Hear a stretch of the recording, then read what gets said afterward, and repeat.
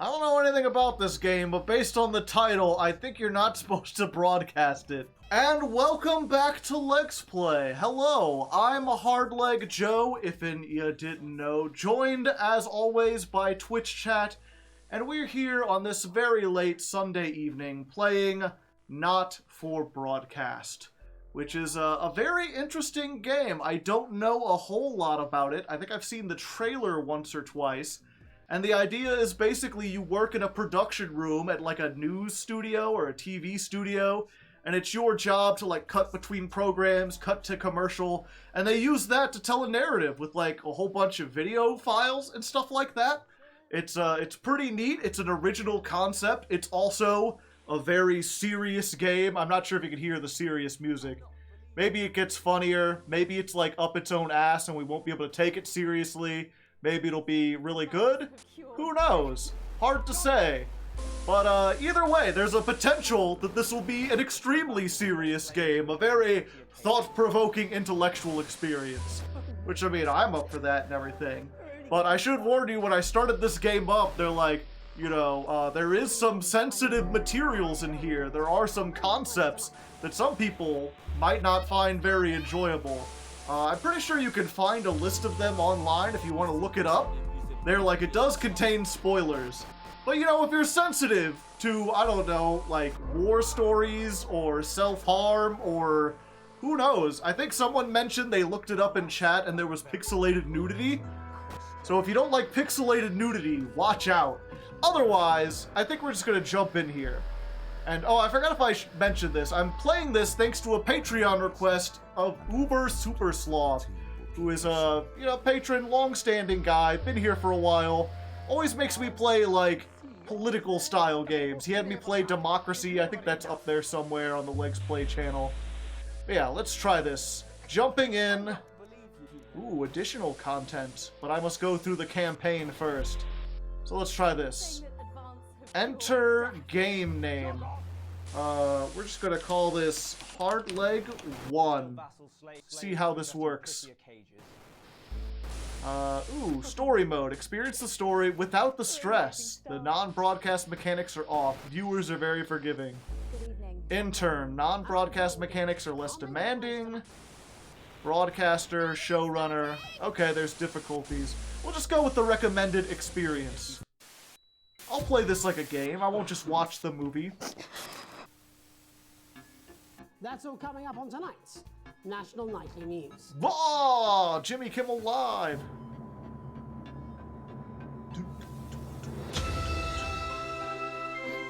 Industry! You are the television. Beaming out signals to millions of children around the world. And maybe adults, too. Who can say? Will people in the future even know what that static is from? Former Prime Minister called the election after a sex scandal led to calls for his resignation. Oh, I might be blocking stuff. I might have to be significantly smaller. Day 1, the election. We're starting strong, baby. Am I gonna get a call from the purple guy? Turn right. Oh, WASD. Okay. Oh, hello there. Hi, David. I have a call for you. I'm just putting it through. That's me. I'm David. Dave here. Listen, I know you've only come in to clean up the place, but I've got a bit caught up, so you're going to have to run the news tonight. Now, don't worry. It's not hard, and I'm going to stay on the phone and help you. First, I'm going to give you a quick tour of the broadcast room, so if you're not doing it already, look forwards towards all those screens. Okay, 1 second. Can I pause this game? Okay, good. I just realized that, like, from where I'm at, you won't be able to see anything. And from where chat is at, you won't be able to read the, everything either. So let's see if I can get chat up there real quick. Let me move things around. We'll be right back. Okay, let's see if this works a little bit better. Right, look up at the top. That coloured bar is your audience. You want to keep the viewers going up and not down. Underneath that, you've got the screens. The one on the right is the broadcast screen. That's what the viewers are seeing at home. It's only a couple of seconds behind the master screen there in the middle. That's the one you control. Now, the four small screens on the left show the different signals coming from the studio, and you can choose between them using the numbered buttons on the vision mixer at the bottom left. Don't worry, I'll talk you through it and you'll pick it up in no time. Now, have a look to your left. Oh. These plugs control everything in the studio. I've left them set up for you, so provided you haven't fiddled with them, all you have to do now is throw the master trip switch and we're in business. Once you've got the power on, face the front again. There we go. Can I turn on the fan? Aha! Fan power! You'll get caught up in it! What else do we got here? Vision mixer, VHS rack, speakers, sound desk. Alright, alright. Broadcast screen that we're in the end titles for the show before us. Fortunately, they go on for fucking ages, so there's plenty of time for me to explain. Bad words. Right, okay, they're over, so we haven't got long now till the broadcast. Right, quickly, mate, look down under the desk. You can see a load of videotapes on the left. They're your adverts. Pick any three and load them into the machines on the right. When you've done that, look up to the front again. Okay. Crazy Neil, Bumbly, My Salad Weekly. Right, won't be long now till the signal starts coming through from the station. Stay on your toes. All the bigwigs are in tonight because of the election, so we better not make any mistakes. I'll try my best, When you mate. get the signal, select screen 1 with the vision mixer and we're ready to go. Prawn and mayonnaise? You know seafood makes Oh, I can use... Yeah, I thought it might increase our viewing figures. every day. You offer me prawns every day. 10 seconds, everybody. That's how I show love. You're trying to kill me. And yet you persist. Going in 5, 4. Good evening. I'm Jeremy Donaldson. Our main stories tonight. Okay, we're all good. Next thing is going to be to throw to the news titles on screen 2. There'll be a countdown, but I'll count you in as well. Just relax, mate. It's all gravy. Buys Honest Andy's Totally Independent and corners the flowered market. It's got a 2-minute title. Sports fans everywhere celebrate as popular footballer Johnny Hamsleeves wins Sports Personality of the Year. And Johnny Hamsleeves, he's great. Megan will be chatting with movie star Lawrence Blunderclatch about his new movie, The Medicated. Whoa. And, of course, we'll be going live to Advance headquarters to hear what the leaders of this fledgling party have to say on their historic... Right, button 2 in 3, 2, 1. Lovely, mate. Next thing is to throw back to Jeremy with button 1 when that globe in the middle shrinks down and vanishes.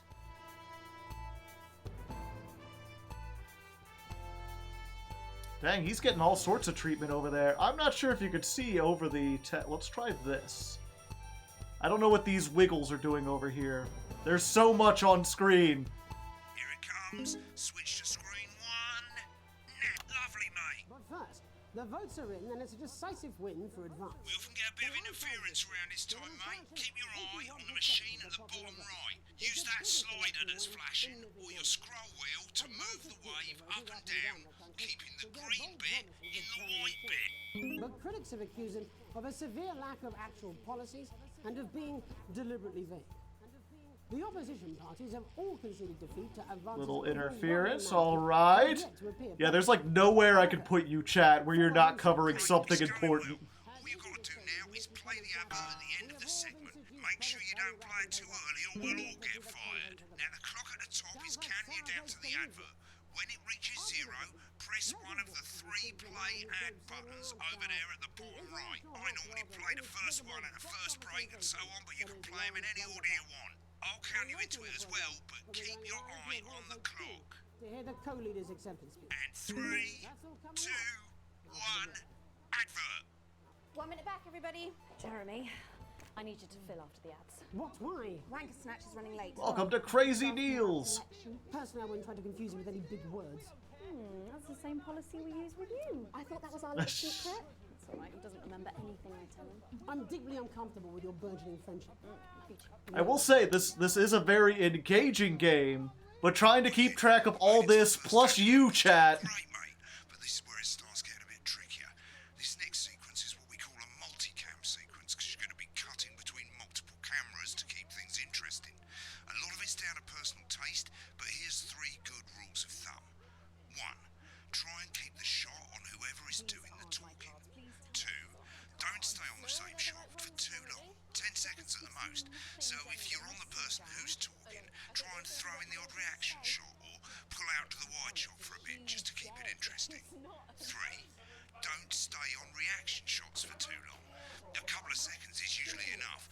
What the hell's happening over here? Talking, yeah? Stick to these rules and you'll be fine. It's not as complicated as it sounds. You've seen programs on television, haven't you? Make it look I like might that. have seen a television from time to time. Selected now. No need to wait for the broadcast to start. Try and stay ahead, mate. We're coming back from the break. Quiet in the studio. Thank you so much. 10 seconds, everybody. Gotta get ready. Going in 5, 4, 3. National Nightly News. Welcome back to the National Nightly News. Later we'll be hearing from shock election winners Advance. But first Get up, ready to go to Megan on screen 4. is here with a star of both stage and screen. Megan? Thank you, Jeremy. Megan Wolf. Get on screen 4. And today I have a guest Oh. who starred in everything from Oops. Shakespeare Right, go to Oops. Ledge on screen 3 when she says his joined name. today by none other than Lawrence Blunderclatch. Thank you so much for coming on. Oh, my dear. Go to 3, go to 3. That being with you here today is among Switch to 2 for the wide now. May I say, having you here with us is among ours. Right, now just try and stay on whoever's talking. Latest movie, which is called The Medicated. the medicated. Yes. Wow, what was that like? Well, as I said to Peter at the Rat, that's Peter Jensen, the director. Do you know him? He's a wonderful chap. He really is. I've worked with him on several movies, all terribly successful. I said to Peter, Give us a look at Megan's reaction. "What a wild ride this has been." And you know what, Megan? I really meant that. Wow, that is fantastic. And am I right in saying that the character you play in this movie is quite an academic one? Absolutely right. A scientist. All right, going back. What exactly are you implying? But seriously, yes, you're right. It was a complete departure from my last starring role when I played Sergeant Brock Rockman in Bullet Man. You'll remember that that was the true story of one soldier's fight for a love that surpasses all others. A love, of course, for freedom. I think it's grossed over $1 billion, but obviously, who's counting? It's a role that saw you scoop 2 Best Actor awards, if I remember correctly. It's so sweet of you to mention it, but I really am not in it for the awards, although those 3 little statues have a place on my magazine. With all the others, I'm sure. So, if you're not doing it for the awards, what is it then that drives you? That is a beautiful question, Megan, and not easy to answer. Like you, I'm afraid. Cut me, and I will bleed. And often, that's how it feels. doesn't it? Cut me and I'll bleed. Bleeding, giving, suffering for one's audience. I suppose in the end, I do it for the difference it makes. I do it for the people that I inspire, the little people. But most of all, I think I do it for the positive change that I can bring about in the world. And today, of course, we're in for some real change, it looks like, in the coming few months. What do you make of this historic election result? Oh, well. Well, now you're asking. Historic election result. Indeed. Historic is the word. Well, it's difficult, isn't it? Very difficult. But I think I've always been quite clear that when it comes to politics, one should always strive to not fuck things up. Shit, he swore. Oh, well, don't worry, he won't do it again. I said fuck. Shit, he did it again. Okay, don't panic. I'll explain how to deal with swearing at the break. Medicated, which opens next week Right, around... they've seen Oops. of Jeremy on screen 1 for a VT of the movie clip. You'll get a countdown on the screen, but I'll just let Megan cue you in. My character, Dr. Lance Hemlock, is faced with a decision that could affect humanity's Very survival. survival. Exciting stuff. Let's take a look. Exciting stuff. All right. Looks like Blunderclatch is losing it in the studio, but we ain't got time for that. There's more interference coming. It's a bit trickier this time, mate. Use that little flashing joystick to the left of the knob, or hold down your middle mouse or Alt on your keyboard, and as the frequency changes, match it to the white bit by dragging right. You think I don't know that? Now we're going to squash the frequency back by dragging left. Knowles, we mustn't. Think of Carol. That's Dr. Lance to you, Miss Flanagan. There we go. Easy. Jubbly, mate. For you, baby. Next, we're going to change the amplitude. Same as last time. Little joystick or hold Alt or middle mouse, and this time push upwards. Upwards, mate. Upwards. But I didn't listen. Doctor, I'm drowning, Lance, you said. you need to see. Oh, okay, gotcha. Right, now let's match it back by going downwards.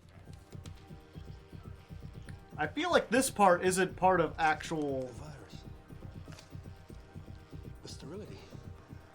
programming, but I could be wrong. This is the key.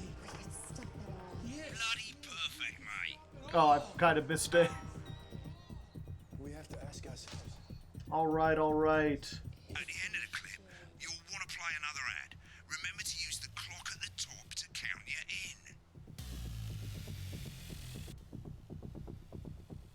Gotcha.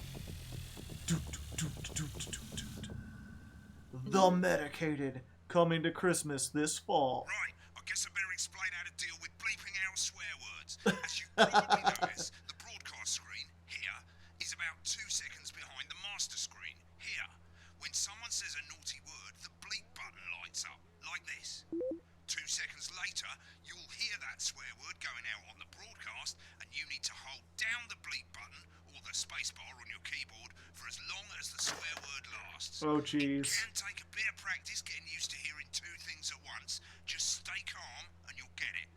And if you can't tell when to bleep, just above the button, you'll literally be able to see the sound scrolling by. All you gotta do is hold it down while the red bit is over the red line. It's Simple. like Guitar If Hero. you do it by eye, you'll have to take your eye off the screens. That's why real professionals do it by ear. Most people like to have the volume of the broadcast screen a little bit below the master screen. Let's set it now. As you turn it up, you'll hear the advert getting louder. Good. Gotcha. Set to start censoring. Like I say, it takes a little practice, but I'll try and help you through it, and soon we'll have you bleeping like a pro. Remember, button lights up, count 1, 2, and hold it down. And with more than 2 areas of outstanding natural interest, isn't it time your Remember to select screen 1 now that you've got the feed. Don't wait for the broadcast to go live. That's too late. You can Gotcha. use the number buttons on your keyboard, 1 to 4. Running the country. Seriously? We've had worse. 5, 4, 3, 2. Welcome back. And I'm told we can now go live to Advance Headquarters, where the two leaders, Peter Clement and Julia Salisbury, are about to make their acceptance address.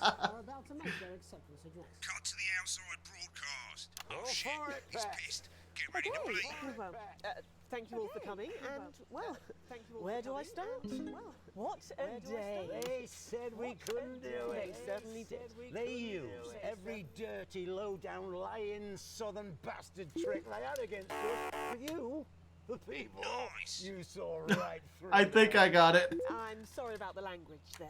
Sorry about that. I've had a couple of celebratory pints. Makes me coarser than a grain of Spanish.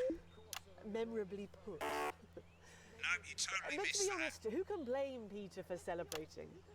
Throughout the campaign, you've heard us say that Advance are not a political party. A party's what you Hearing have when everything things are twice, going yeah, it well. ain't easy. When the country is suffering, you don't need a party. Remember You the need a 10-second team. rule. A team that can change things. But today is day 1 of a new future. A better, fairer future. So perhaps we should all be celebrating. Except for the rich. For them, the party's over. They shouldn't be celebrating. They should be putting their shitting pants on and opening their dusty checkbooks. Again, Nailed it. colourfully put, but not inaccurate. Before we came out here to address the nation, we used our executive powers to pass the Assets and Wealth Act. Working with the tax office, we have produced a definitive list of every person in the country with wealth into the millions. You know this sort of probably you rather you don't. Because the likes of you and me are not welcome in their gated communities. Tomorrow, we will be introducing a sweeping reform of the tax system in this country. No more hiding wealth offshore. Hey, no that more sounds like a trust pretty good funds idea. or creative accounting. A simpler, fairer, unavoidable set of tax laws. So, all you bastard public school snobs have got nowhere to hide. Nice. And earlier today, we revoked your passports. You want them back. You want to leave like you threatened before the election. That's fine. But first, you're going to pay up. You're going to pay back. Advance are going to turn this country from a nation of warring individuals into a team. Papers, please, To somewhat. fund health and education. To raise the living standards of us all. The pundits said we'd have to raise billions. But you'll see when we've reclaimed... You'll all land, see. That's absolute ferret shite. So to you posh twats... The people who pay you a pittance to serve them drinks in their private clubs. The people whose children you raise. So they've got time to get even fucking richer. Advance have this to say to you. It ends I'm today. only doing it by the Come thing. I for your cannot sports listen to cars both and at your the same mansions and time. your vineyards. It ends today. We will put the wealth of this country back where it should have always been. In the hands of the people who created it. And drunks, apparently. Today. Yes, it ends today.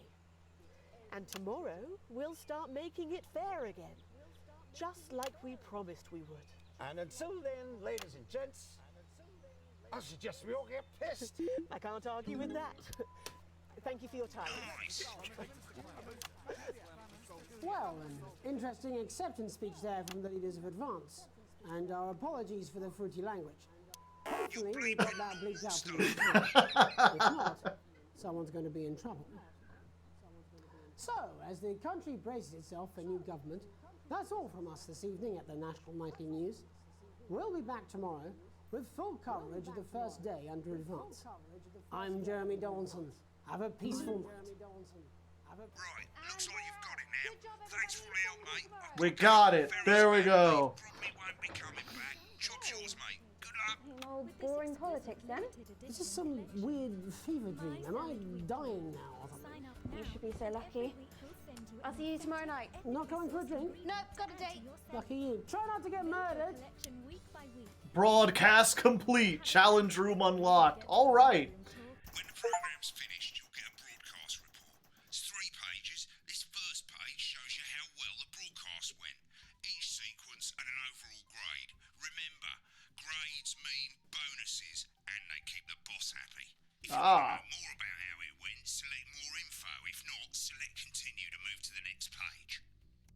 More Right, this info. is an optional section for when you really want to understand what happened during the show. You've got a graph there showing you what the audience did. They're a fickle fucking bunch. And of course, really drill into the details if you want to get better at making TV.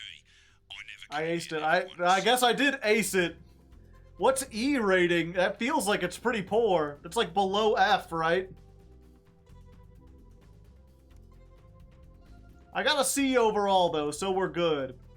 But yeah, I can definitely see this is it's definitely an interesting game. It's very engaging, but like Papers, Please, I am not sure if I can do all this and offer good commentary. Right, this is the important page. It tells you how much you're going to get paid and how much wealth you have overall. That bollocks at the bottom shows you the financial state of our main advertisers. But you don't own any fucking shares, you're paying for God's sake, so why would you care? Current wealth, broke ass poor. But I got full wages, so there's that.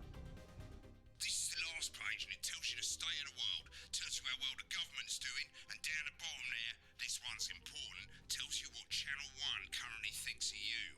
In other words, what the boss thinks. So how the world is doing and what the boss thinks. Alright mate, welcome to the archive. This is where you can have a quick look back at what you've done and how it looked to the public. There's 3 sections, broadcast, rushes and adverts. Let's start with broadcast. Click on it now. Over on the left, that's all the broadcasts that you've done. Click on Which is any just the and hit one. Load tape. Once it's finished loading, you can use the rewind and the fast forward at the bottom there to help you get to the bit you want to see. In a few moments, we'll be going live to tonight's National Nightly News. But before that, Good let's night, take a look Night at C. what's coming up later on tonight on Channel 1. At 7 o'clock.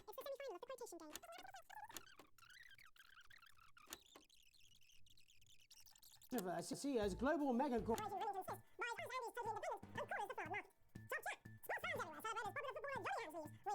Johnny Ham Sleeves, I remember that.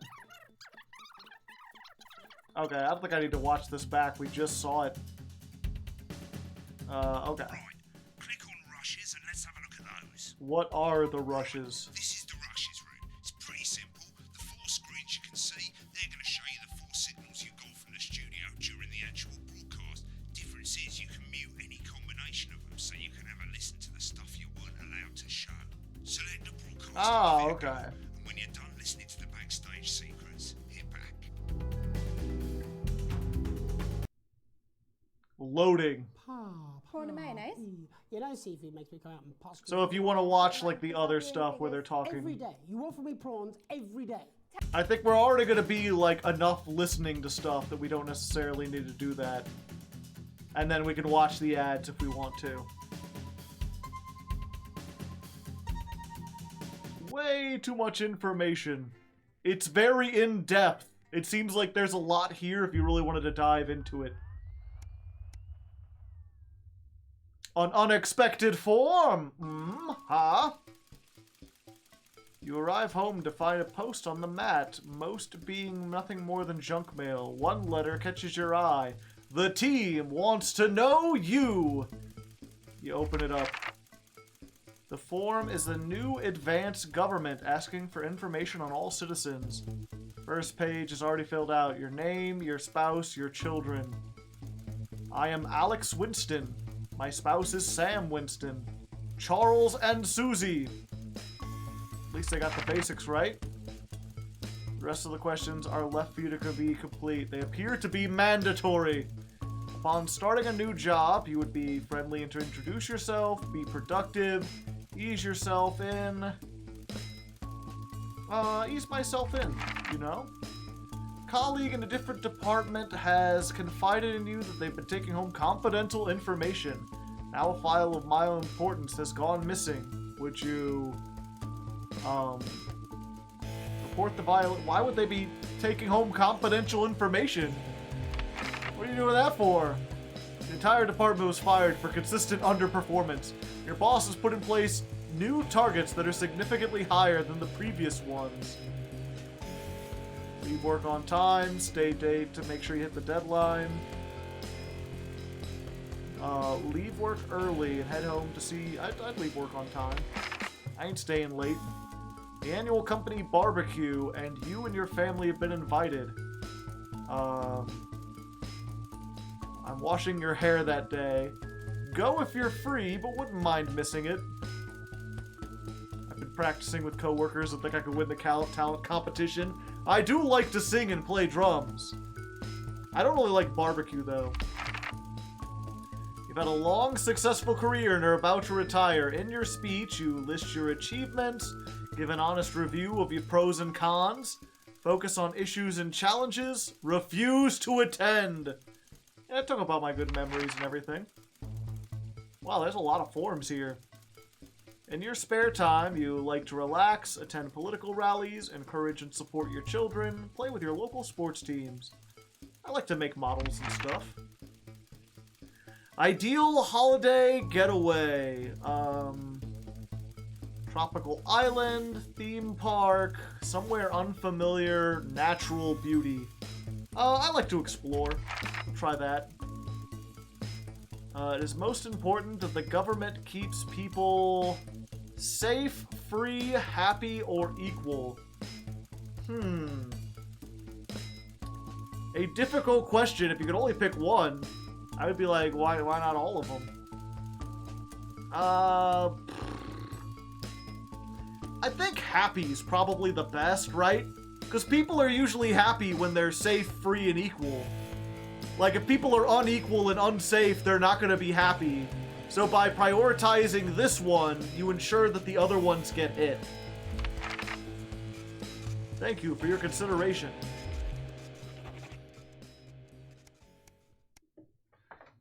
No, for others. A family matter.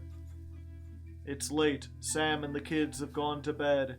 You're drying up a favorite coffee cup, a worn-out souvenir of your first trip together. The print's faded, but the goofy face still makes you smile. A knock at the window brings you back to reality. Who knocks on a window at this time of night? There in the garden, clutching a gaudy neon green suitcase, is Chris, Sam's sibling. As soon as you let them in, they sit at the kitchen table, visibly stressed. I'm sorry for bursting in so late, Alex, but I need a favor, and you're the only one I can ask. I assume everyone just talks like that. Are you okay? Should I go get Sam? No need to worry, Sam. It's you I came to see. I just need 2 minutes. You've heard about the Assets and Wealth Act? I literally work in the news. Yeah, they're like seizing all the like wealthy people's assets and stuff. Chris bangs his fist on the table. It's total bullshit. They're taking whatever they want and distributing it as they see fit. No government should have that kind of power. I can't believe they're actually getting away with it. Madness! This is why I need your help. Why do I get the feeling I'm not gonna like this? Chris's eyes seem to be resting comfortably on the floor tiles. Look, I know it's not allowed to ask, but I need to borrow my passport. No. Can't have, I might need that. And if you get caught, I get caught. What are you're just afraid of these people. I'm reminded of, you know, there's a famous thing sort of in more left-leaning circles where you'll hear stories of people from, like former Soviet countries, and they'll be like, the Soviets, they took all of my, my family's farm and everything, and all their workers. They're like, their workers? It's like, oh, well, they were more like unpaid labor, but, you know, they were my family's, and now they're gone. It's like, you know, I think if the Soviet government shut down your plantation and freed the slaves, that was probably a good thing. I don't really have sympathy for you there. You mean you actually had to work? Oh no. I'm not sure if that's necessarily everything that happened, but you know, it's at least a meme there. And just seeing this guy be like, I don't want to lose my money. What's gonna happen in a society where they're clearly building like social safety nets to take care of you? So even if you don't have your money, you're not gonna be homeless or whatever. They're called serfs, okay? And surfing is really fun. Okay, they've taken mine and half of the bloody countries, but people always say you and I look similar, so he's he's talking about the, whatchamacallit, the, passport. That being said, you should be free to leave the country if you want. I don't like this whole business of, like, locking people into the country. But, I think it's just, like, people are averse to change. They're afraid of stuff. Everyone's fleeing. Okay, so there's pacing. I need to leave before it's too late. Once I'm out and my money will be safe, but I need to go now before they freeze my accounts. It can't be that serious. What are they gonna do? His mouth falls open. You're joking, right? I've always done right by you and Sam. I've treated your children like they were my own. We're family. Does that mean nothing to you? Yeah, I'm not helping you go swim. You're on Britain. It's an island. Just take a boat and leave. You'll be fine. People do that all the time. His nigh-on fluorescent suitcase. You go back to your dishes. The peeling face now seems to bore into you. They're gonna make me feel bad. I mean, it's not like they're gonna kill him or anything, right? Right? They wouldn't be evil, would they? Surely. I mean, that's the thing about this, right? Is like all I have to go off is one half-remembered speech. Granted, that one guy was a drunk, so who knows? Maybe he's not the most trustworthy guy. Yo, what up? Oh, hey. Is that what they mean by the partial nudity? Cake sale! That's better. Let's get set up and get on with it, so I can get back to my guests. First of all, let's get the power on. You need to get at least the bottom 4 plugs on. Vision mixer. Right, let's load up the adverts. You might want to have a bit of a think about it. Your decisions have consequences, don't they? Do they? Do what ads I have?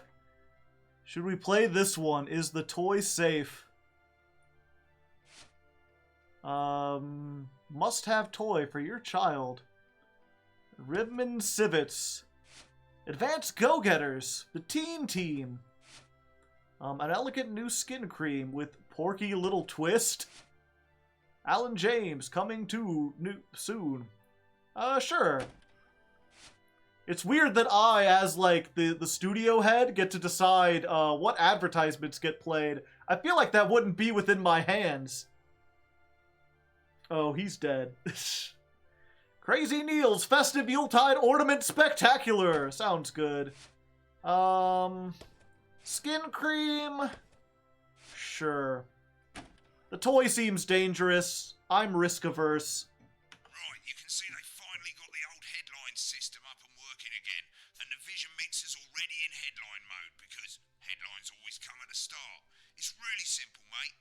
These two buttons at the bottom of the Vision Mixer, you can see they now have A and B on them, and they're to help you pick image A on the left bottom screen here, or image B on the right bottom screen here. Okay. It's really simple. This little clock here will count down the number of seconds you have to make your decision. Provided you make a decision in that time, you're fine. And you can change your mind as much as you want until the clock reaches 0. But if you don't make any decision, you'll be fired before you even get to make another choice. I just want to say one more thing, mate. The pictures you choose to show of these people, well, that's how the public is going to perceive them, and that's going to affect their lives. So like with the adverts, choose carefully. And we're off. Good luck, mate. If I get time, I'll call you back in the next break. Yeah, I'm coming, darling. Janet says theirs gets really hot. Is this Janet who thinks dogs have their own secret language? Yeah, the one that mistrusts the moon. 10 seconds, everybody. Oh, dogs have their own secret language. Don't blame me when it explodes. Going in 5, 4, 3. British news, being all British. We're saying things with the headlines tonight. Unknown. At the end of Advance's first full week in office, we ask exactly who's leading this charge. Tonight, I'll be discussing what the new future might hold with a leading economist. Okay, I get to see. We'll do the smiling one. With the Assets and Wealth Act on the brink of raising living standards for the vast majority of the country, I'll be asking my guess if we're on the way to a new future. Yay! The old Remington's Fist have appointed Sophia Remington as their new CEO. The following photo, taken from our archive, gives us a sense of this influential young firebrand who, at the tender age of 23, becomes the youngest female CEO in history. Sophia Remington's appointment... And also a gambler! Gambling away with our, retirement fund. ...has always been a wild child and has been romantically linked to several movie stars and sports personalities. In her first press conference this afternoon, Sophia announced a children's toy named Mr. Snugglehugs. Sophia promises it'll be all the rage this Christmas, but concerns have been raised about the product's safety. Oh. Making a splash. Intrepid scientist Dr. David Wong and marine biologist Ingrid Swarsborg-Horgensford have today set off to explore That's a name. The recently discovered cave system was previously thought unreachable, but thanks to a new breakthrough in underwater flower technology, the pair hope to successfully reach the imposing central cavern and the plant species it contains. This is, of course, only the latest in a series of successful expeditions for this unlikely pairing. In a joint statement about the dangers their team might face, the pair stated, "We will face the plentiful challenges together, like we always have." We will face them on the beaches. I wonder if picking the pictures changes the dialogue. Sporting legend Johnny Hamsleeves is snapped leaving Bush, one of the capital's hottest clubs. The footballer was caught while out celebrating being named Sports Personality of the Year last week, as reported by this very program. Johnny is seen here with socialite and performance artiste Tiffany Lamore, whose recent show, Snatched Inside My Snatch, has kept her firmly in the public eye. Could romance be on the cards for these two budding A-listers? Ooh, ah. And grievous bodily charm. With Advance promising a radical new position on crime, how afraid should we actually be? I'll be going live around the country to talk with people who've seen the criminal justice system from every perspective. With more and more powers passing to the police, and less oversight. Wait. Are we using an advanced shape? Giving powers to the police, I suddenly don't like Advance. Young actors See, that's the thing, is all I knew was the one speech. I didn't have the whole world. They'll be talking and performing later. That's all coming up on tonight's National Nightly News.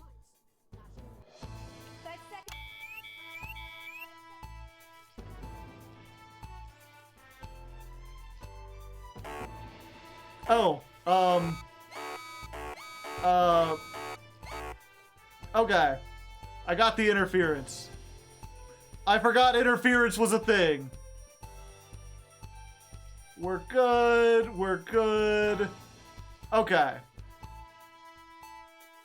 3, 2. In the wake of the government's swift enactment of the Assets and Wealth Act, we're talking about Advance's first week in office and what the new future holds. Joining me are Katie Brightman, a leading economist, and Alan James, author of Alan James is Right, The Free Man's Guide to Waking Up. Alan, the government certainly haven't dragged their heels on delivering some of the legislation they promised. But what does the Wealth Act mean for us? Nothing, Jeremy. We're still vassal slaves, we're just in prettier cages. A confident dismissal there. Katie Brightman, do you agree? I'm afraid I don't, no. I think that Advance have realised that the current economic system of unlimited, unending growth is untenable, so they're changing things up. There I agree with you. They're moving to the next steps in the grand plan. The grand plan. Grand plan, Alan. It's all in my book. Alan James is right, Jeremy.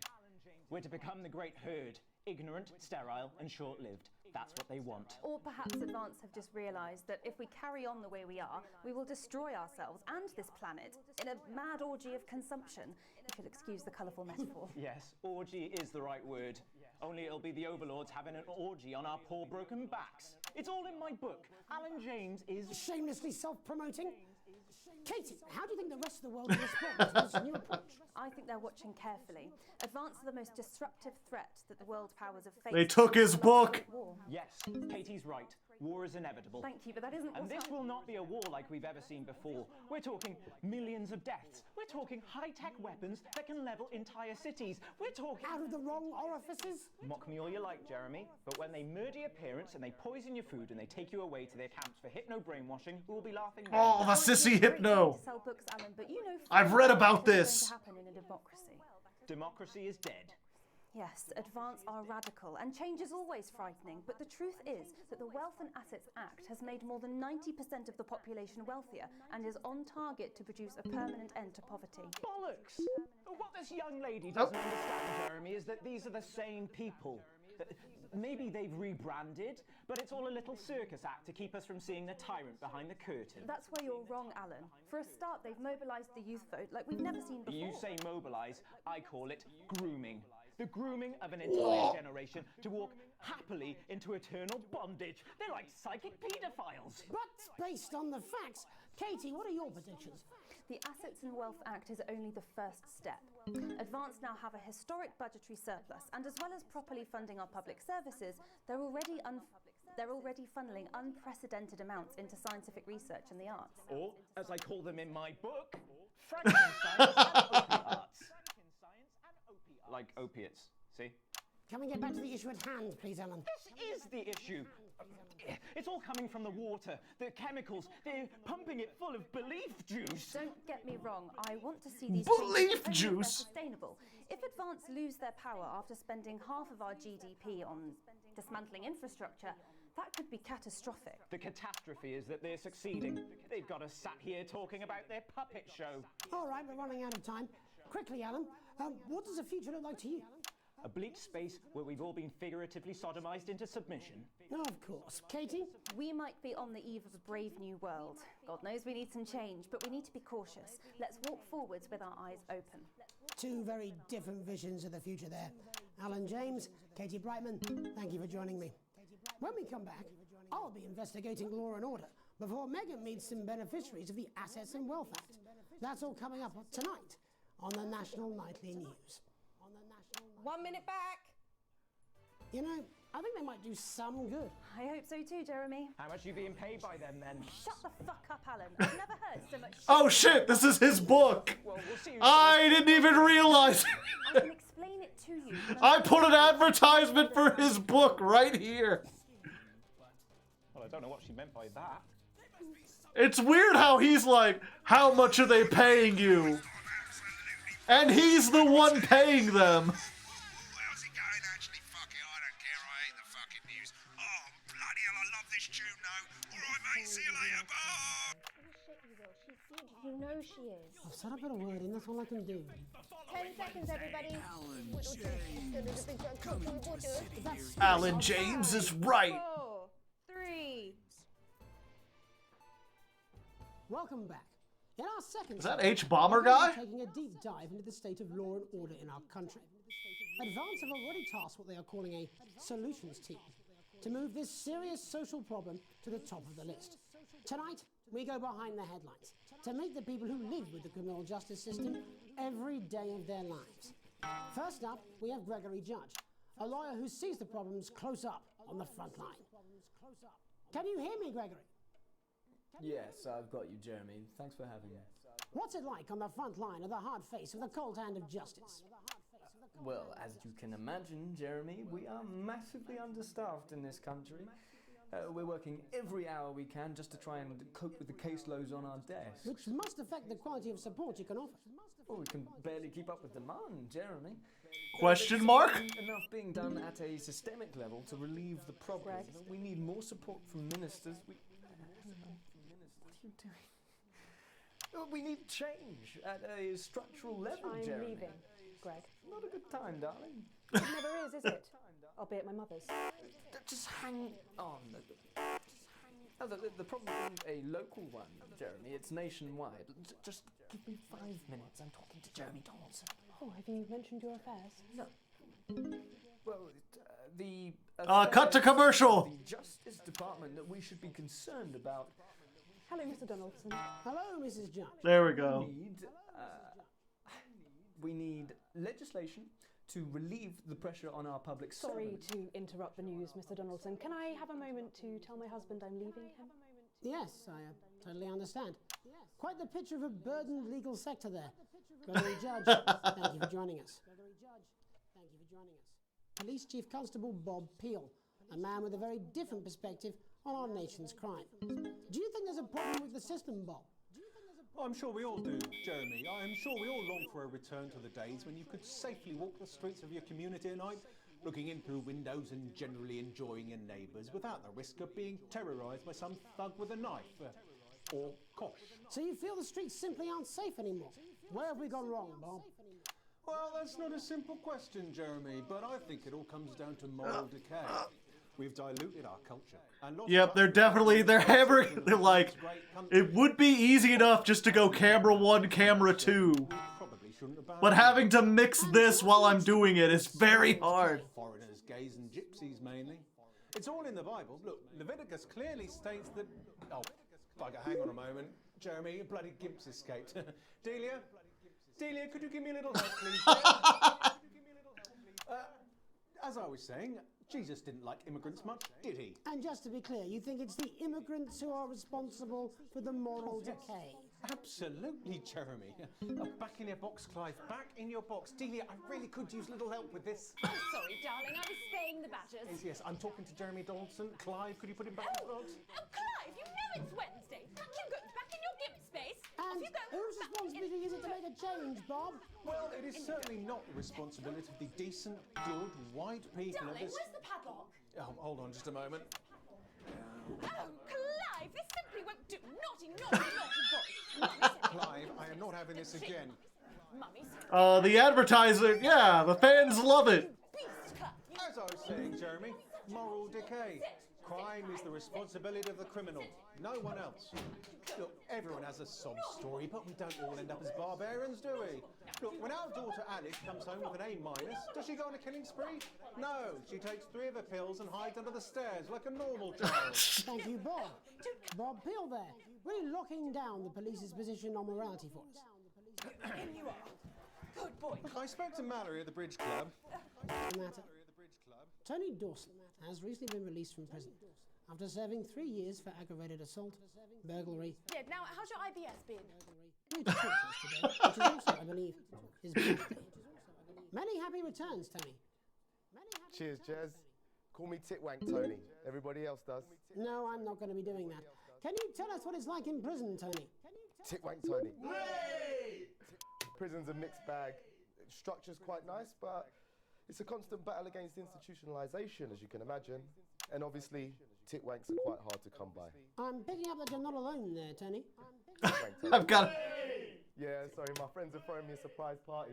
Good bunch of lads. Okay, well, we're trying to let you get back to that party as soon as possible. First, let me ask you this. Do you feel that your time spent in prison helped to rehabilitate you in any way, Tony? Tit wank Tony! I don't think it's as easy as that, Jez. Sopen! I think asking that is an oversimplification. It sounds like it's getting quite busy there, Tony, but let's try and soldier on. Since leaving custody, have you been able to find a new job? Yeah, all the boys are here. Big Chris, Little Chris, and Vampire Chris. Vampire Chris is my favorite. This one's, yeah? Yep. One sec, love. Titwank Tony's on the news. Rehabilitation's difficult with the current system, Jez. Just not set up for it, you know? It's inherently unjust. Sopen! So, do you feel tempted to... I'm sorry, who's this guy? Sopen! You are joking. Chrissy Free Bollocks has only got Mr. Fancy, oh.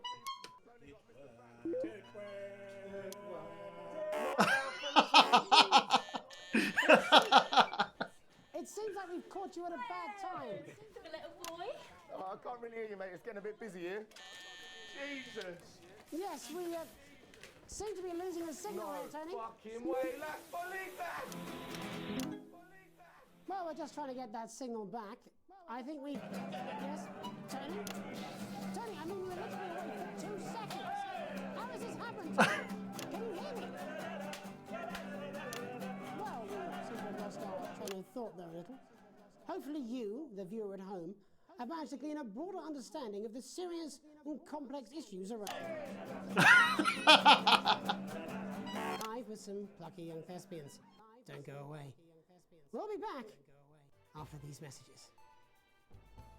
1 minute back, everybody. Mate, I ain't got long and I'm quite drunk. It's been a great night. In this next section, there's a bit of music. If you edit in time with the music, you can see the result on the vision mixer, and the public will love that.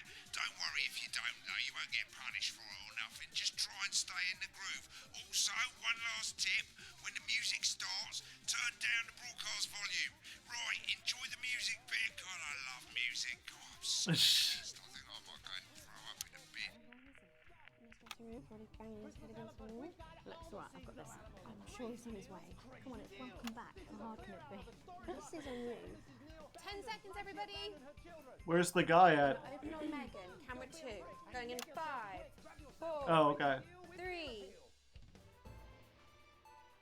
Welcome's Black. I'm Megan Wolfe, and on tonight's Culture Spot, I'll be chatting with one of the first beneficiaries of the Assets and Wealth Act, a team of inspiring young people from Scritchford Sixth Form College who today received a grant from Advance to take their play, Hey, Friendship, on a tour of local secondary schools. Welcome to you all. Well, let's start with you two, Harriet and Charlotte Winstanley-Hamilton. Girls, you must be thrilled. We are, Megan. We're overwhelmed, to be honest. And I believe you two are sisters, is that right? Yes, Charlotte's my oldest. I'm the older, more popular one. Only joking. Harriet and Trey were really the ones who came up with the whole idea. So, Harry and I were shooting the breeze in the cafeteria, and I said, hey, let's actually... Just a little Irish. So I went to look for a drama teacher. But she'd been laid off due to budget cuts.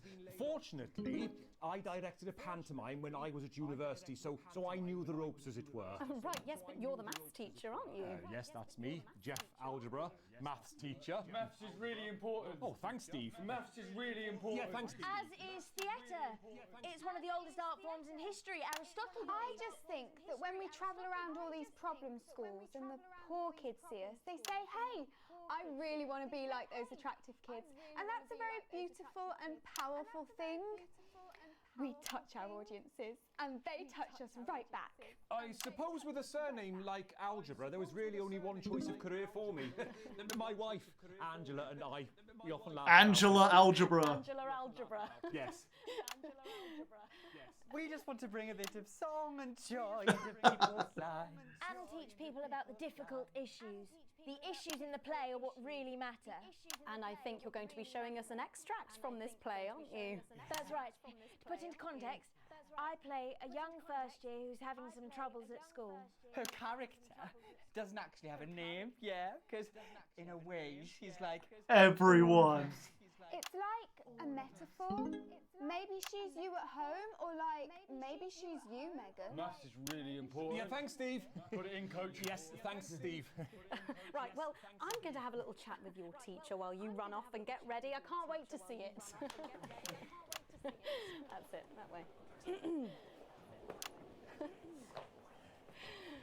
So, Jeff, when did you first hear about the grant? 2 days ago, a letter from Advance arrived at the school. Now, the headmaster thought it was all a prank, but his secretary retrieved it from his bin and brought it to me. How? How did you react? I also threw it in the bin.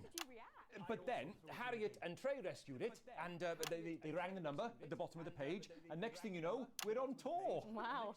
Well, I think we can all guess which way you'll be voting from now on. Do you know what? It's funny because Angela and I don't usually vote. We're not very political. I'm a mathematician, of course, and she's a paraplegic mainly. But we did used to watch that Peter Clements DIY show back in the day, and so we thought, why not? Let's have a go at this whole democracy thing. Okay. And here we bally well are. Good stuff. Fucking brilliant! So, let's have a look at a short section of Hey, Friendship.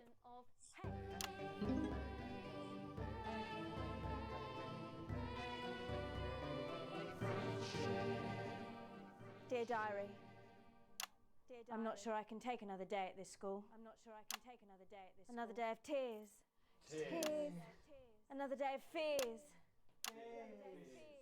But still I walk the corridors alone. Alone. Dreading what might be around every corner. What's around the corner? What's around the corner? What's around the corner? Oh, hi, Gary. Oh, heavens, no! It's Gary the Fist! Gary the Fist! Going somewhere, little first year? Great. I've been looking for some poor victim to bully all morning, but will this make me feel better about my violent father? Violent father. Excuse me, I'm late for maths. It's my favourite subject. This one's a little hard. Maths is for losers. What? Maths is for losers. My arm's stuck, coach. Keep going, for fuck's sake. Right. Maths is for losers. Now, give me your lunch money. Double lunch for me today, but why am I only truly happy when I'm eating? Not today, Gary the Fist. What do you mean not today? Who are you? My arm's free, coach. Brilliant, keep going. Right. Who are you to stand up to me? I'm Gary the Fist. And you're just a sad little girl with 2 gay dads who's all alone. That's where you're wrong, Gary the Fist. These are my 2 new friends. Vanessa is captain of the netball team. Yeah. And Blake owns a motorbike. Yeah. But I can't fight all 3 of you. And I don't have any friends of my own.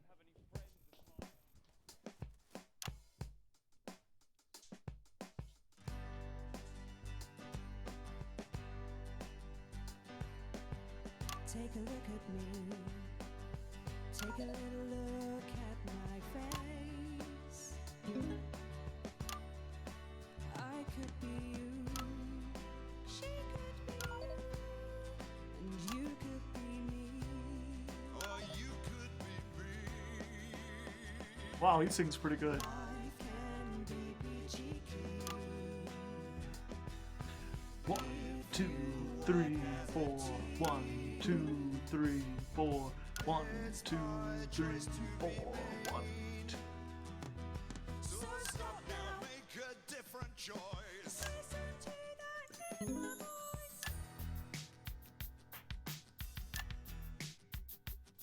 Hey, listen up, I won't take no crap. Who said middle class girls can't rap? I'm a mother-loving rebel, but I still love maths.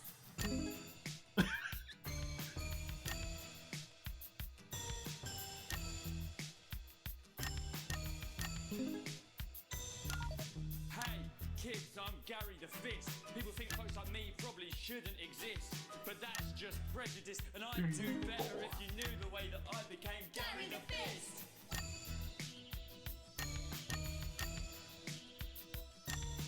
I grew up on a council estate. The park was hip, but the flats weren't great. My dad used to come home drunk and late, and he'd hit my mum for dinner, he had to wait. Oh, where's my dinner? It's not ready. Oh, where's my dinner, woman? Don't make me ask you again. Hitting women is wrong. How could they be so brave? Life's pretty hard on a council estate. Life's pretty hard on a council estate. Life's pretty hard on a council estate. Life's pretty hard on a council estate. Life's pretty hard on a council estate. Life's pretty hard on a council estate. Life's pretty hard on a council estate. It's so damn hard on a council estate. Life can be peachy keen. Yeah. Just work as a team. It's your choice to be me. It's my choice. So start a different choice. Listen to that inner voice. Friendship! Yes!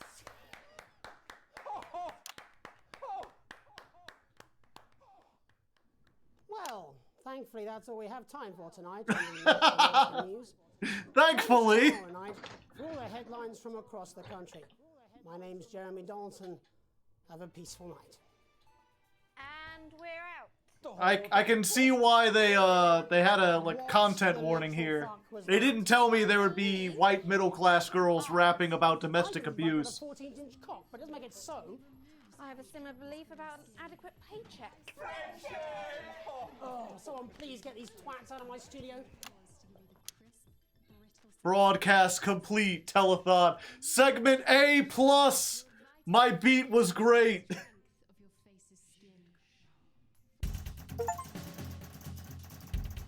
Yeah, I didn't do the first two parts, you know. Foresight. I got an achievement for not playing the Mr. Snuggle thing. Although, I don't think we got to see that story. We missed that. Some rude words were broadcast. An interference-free show. Played one advert too late. RIP. I still got a C.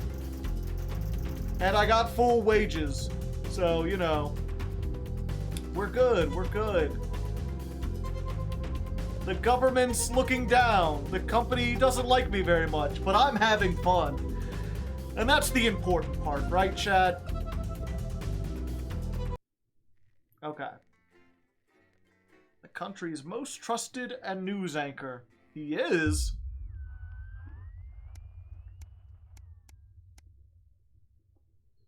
Dihydrogen monoxide. You arrive home after another long shift to find a note on the countertop.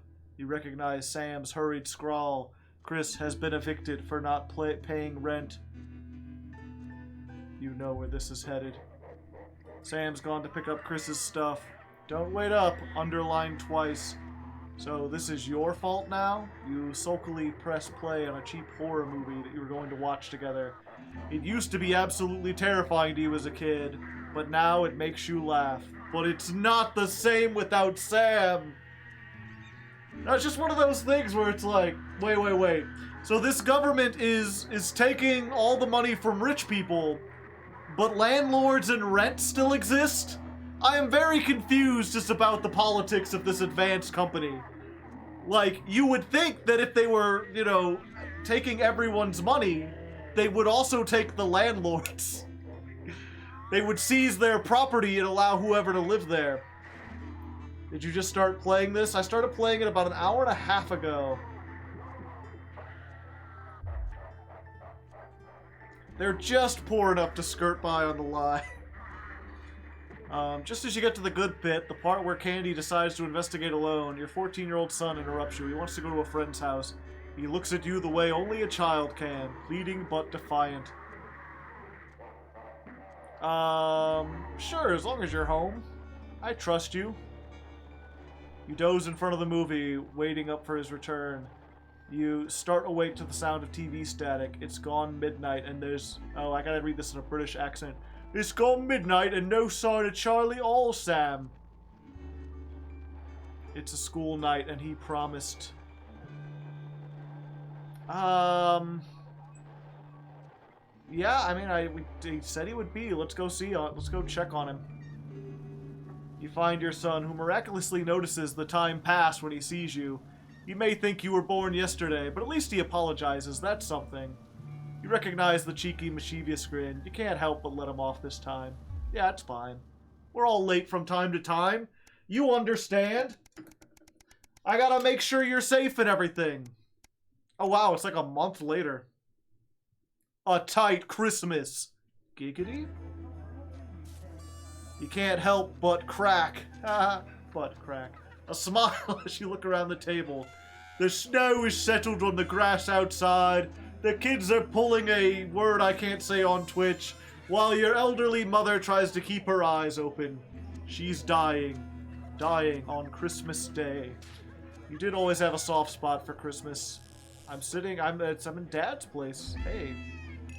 It's been a tense afternoon. Everyone can feel it. It's the first time you've seen Chris since you refused to part with your passport. It's a big change for Sam. The two siblings used to be inseparable. Christmas is usually such a nice time. The clatter of cutlery is all that can be heard as Chris stares pointedly at you.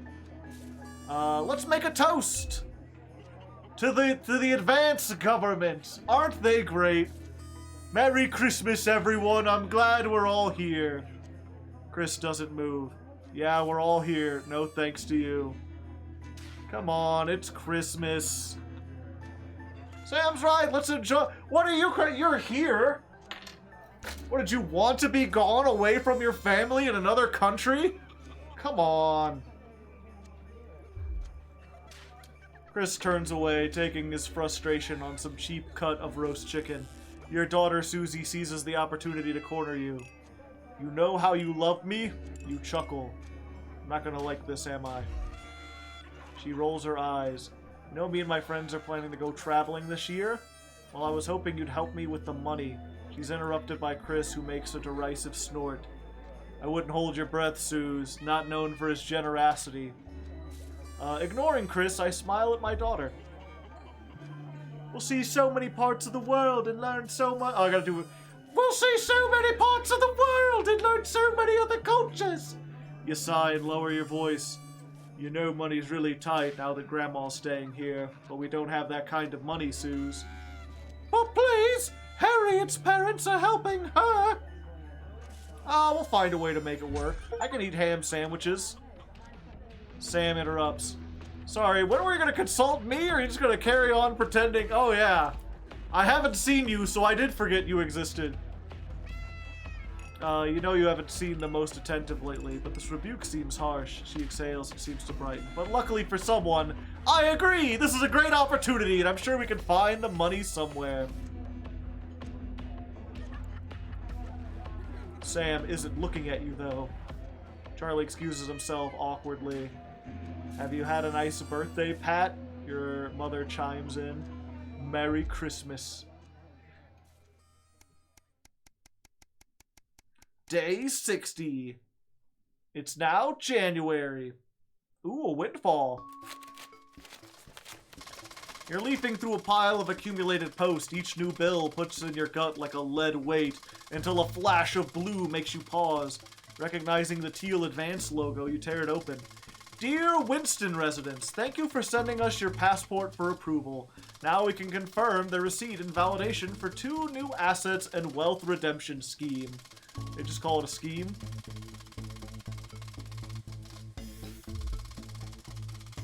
As such, it's our pleasure to enclose a check, which we hope you'll see as a symbol not only of our gratitude to you, but of your unwavering commitment to creating a society free of inequality. The throbbing of your fresh, speed-induced paper cut is the only reason you can believe you're awake. A check! A sizable one at that!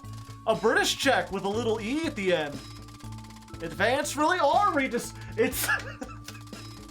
I just realized They took Chris's money and gave it to me. Which, you know what? Now that I think about it, if I had let him escape, you know, he would have ran off and abandoned the family like an asshole. And if Advance hadn't come, he would have paid for it anyway, probably, because he would have been nice if the government wasn't being an ass. Good. Fuck Chris, yeah.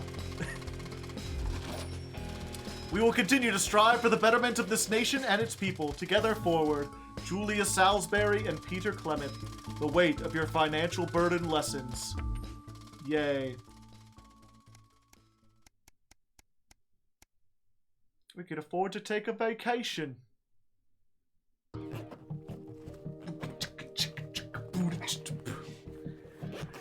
Oh, let's see. Current wealth. Not worrying every day. Hey, why does the zip on this damn case never close? It's your anniversary! Every year you and Sam go away for the weekend, usually camping, but you're not made of money.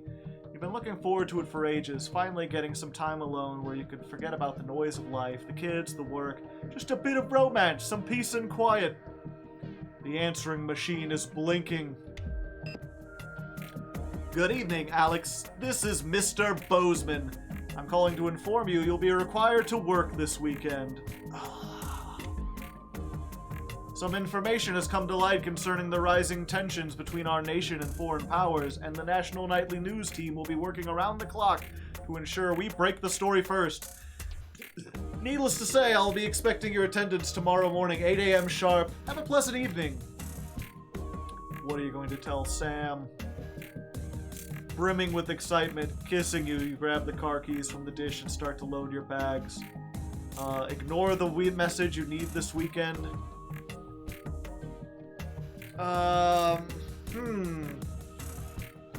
See, this is one of those ones where it's like the limitation of the games, because if it were me in real life, I would like explain the situation.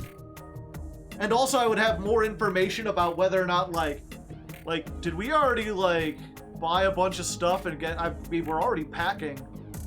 I guess it's just camping, so we probably didn't make like reservations or anything.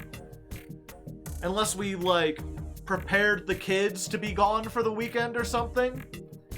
Like if we've made preparations, then I'm gonna be like, no, fuck the boss. You know, we planned this like weeks in advance. I'm going out. But if we could just like, hey, I know it's our anniversary, but who cares about the actual day, right? Like, let's just do it next weekend. You know, I work in the news. There's a big news story. We've talked about this a lot, Sam. You know that this can happen.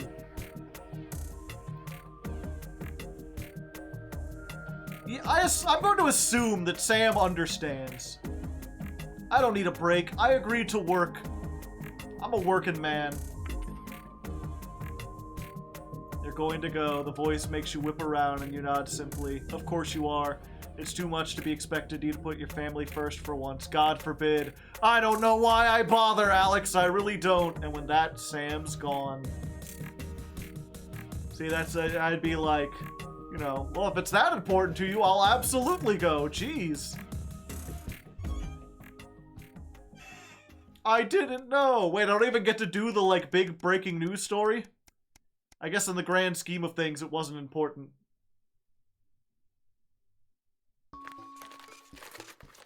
Your son, Charlie, hovers at your elbows as you read. Do you find yourself striving to achieve? Are you an active member of the team? Do you like reaping the benefits of cooperation? Join the Advanced Go-Getters today! Together, forward! Oh, it's the, this doesn't sound like the youth club he told you about. He grabs the flyer from you and thrusts the form into your hand. So I can walk there straight from school and Ben's sister can drop us home after. So you don't have to do anything. Sure. Go for it. Your son is thrilled. It's heartwarming to see him passionate about becoming an active part of the community. This can only be a good thing. I mean, probably. I'm still not 100% sure on Advance, but I mean, if they're legit about, like, helping the community and fostering environment, like, I mean, especially, like, now. I don't know when this game was made, but, like, I think there's a lot of people who would love to be more involved with their community if it was just easier.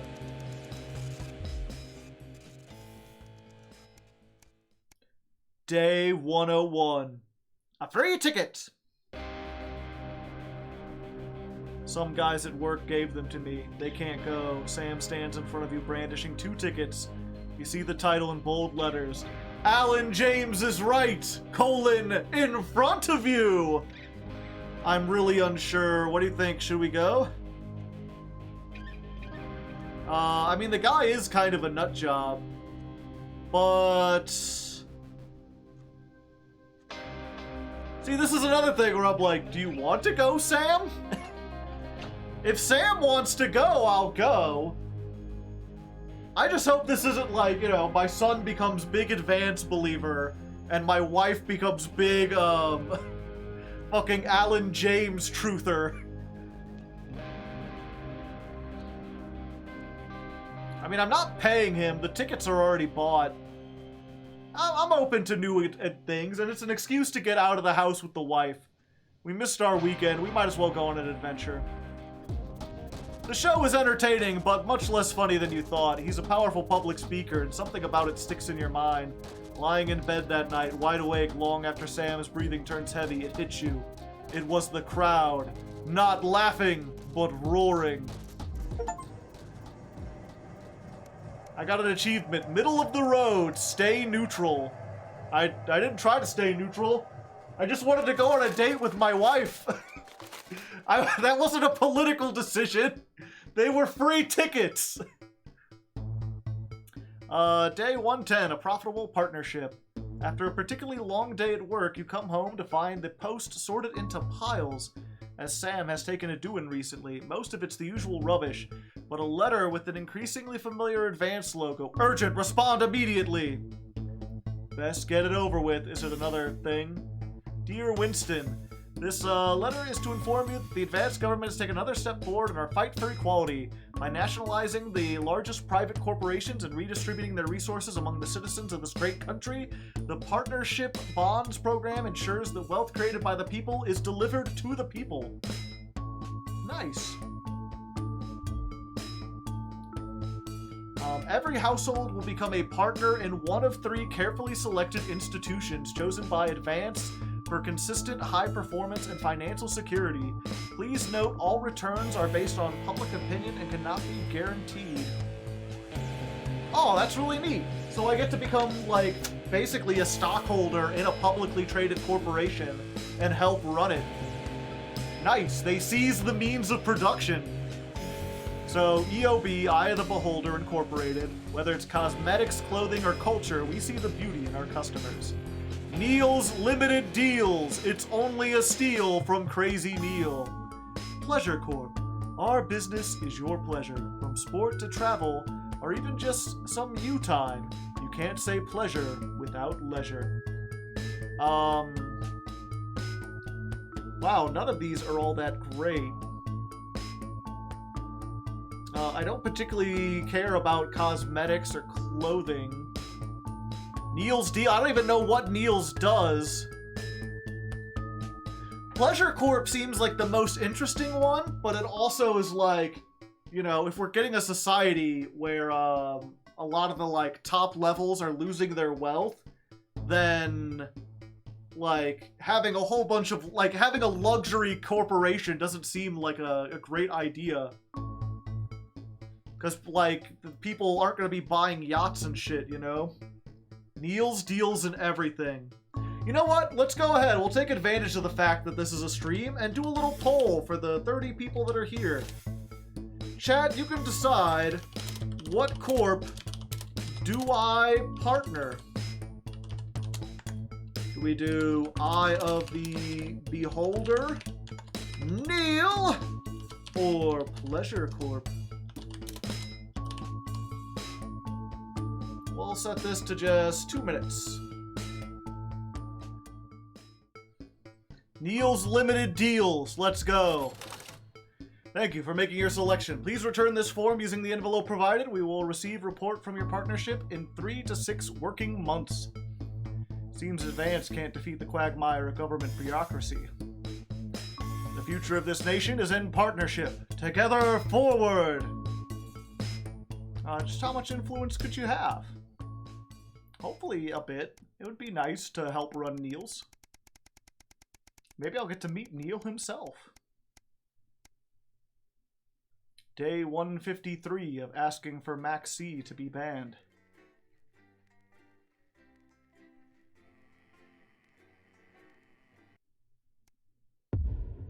The Tempest! Uh-oh. Now things are getting serial. Good evening, Alex. It's Bozeman here, your boss. Oh. While you're powering up and getting the adverts loaded, I thought I should just tell you that we've had one of those public information films from the government, and it's mandatory that you play it. You still have a free choice for the other two, so read those tape labels carefully, but make sure you play the advance advert, preferably at the second break. Right, that's the lot. Have a great show. Toodle pip. My god, that weather looks nasty. Toodle pip. Oh, how's it going with Steve? All right. That well, eh? Apparently he has a complicated Check your prostate. No. Sorry, are you saying Must be Tracy's a played. friend in the sky? I don't know why I talked to you. Let's save it for the end of the new. Or do we do it at the beginning? All of you. Did your personality? Yeah, let's make sure we get it out of the way. 5, And then, 4, 3. Good evening. I'm Jeremy Donaldson. And I'm Megan Wolf. Our main stories tonight. Uncooperative. A mysterious symbol has appeared overnight on thousands of buildings throughout the capital. Tonight, in an exclusive live interview with Prime Ministers Julia Salisbury and Peter Clement, I'll be asking what this mysterious symbol might mean. After 3 months What of could it mean? record-breaking approval ratings, could this be the daring first move of a silent resistance movement? And what would that mean as we go into the future? We shall overcome.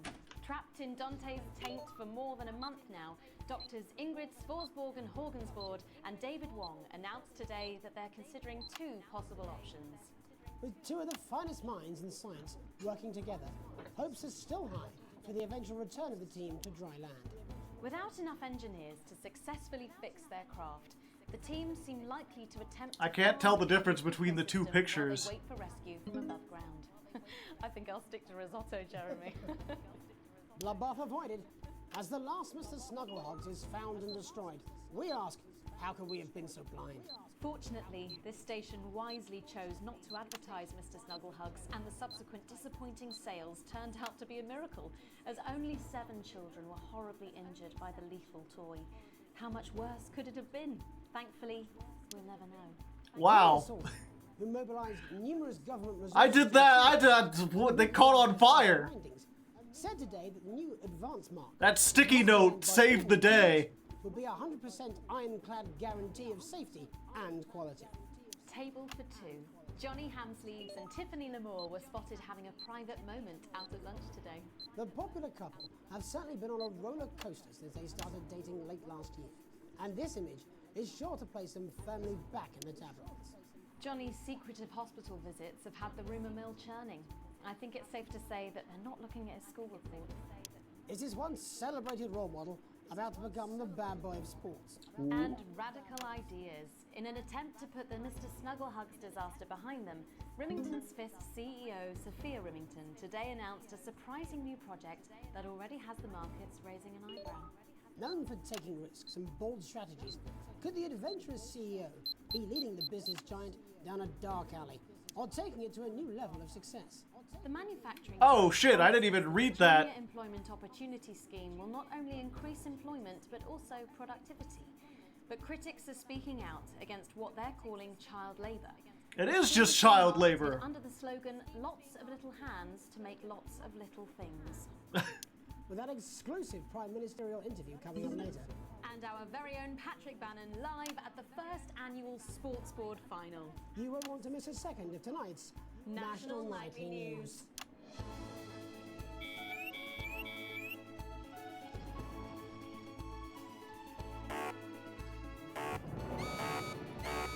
What? Oh. Oh, interference. Shit. I forgot that was a mechanic. Fuck.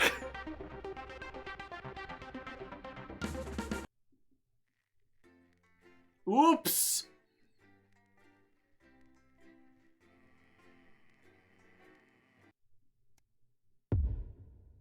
Fuck. I have to do that whole thing over again. Just tell you that we've had one of those public information films from the government, and it's mandatory that you play it. Okay. You still have a free choice for the other two, so read those tape labels carefully, but make sure you play the advance advert, preferably at the second break. Right, that's the lot. Have a great show. Preferably at the second break. I'm doing it first.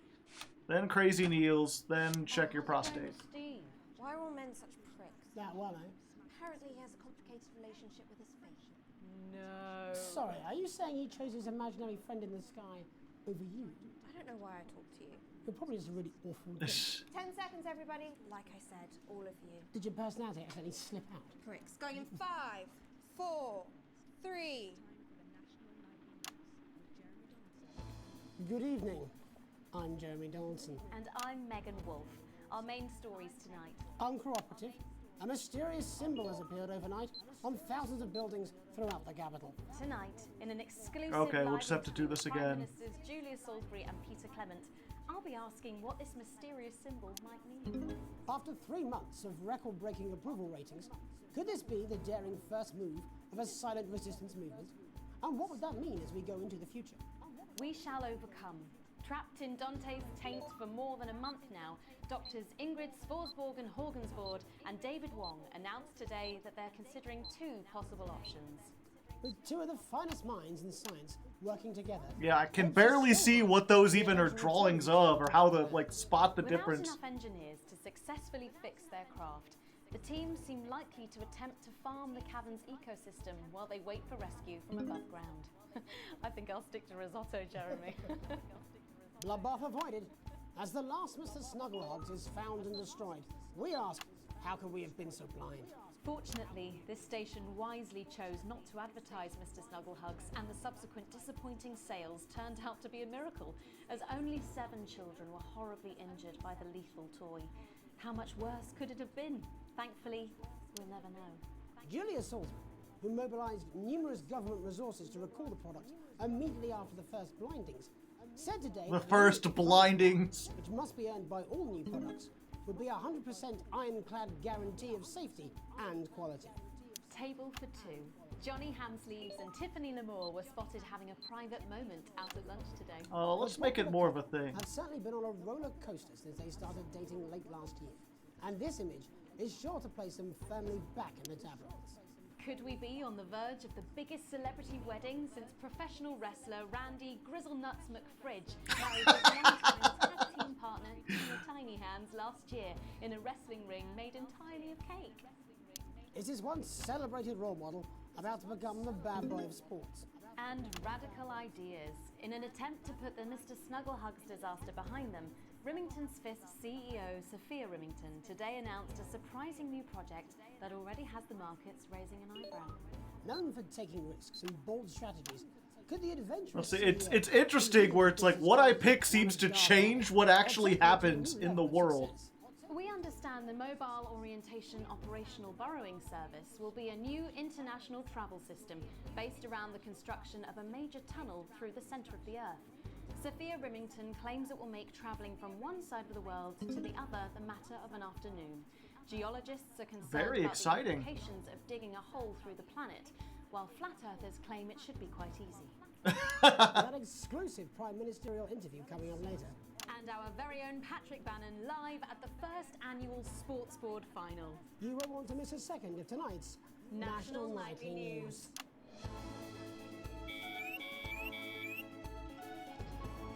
Okay. Gotcha. This time I knew you were coming, so I baked a cake.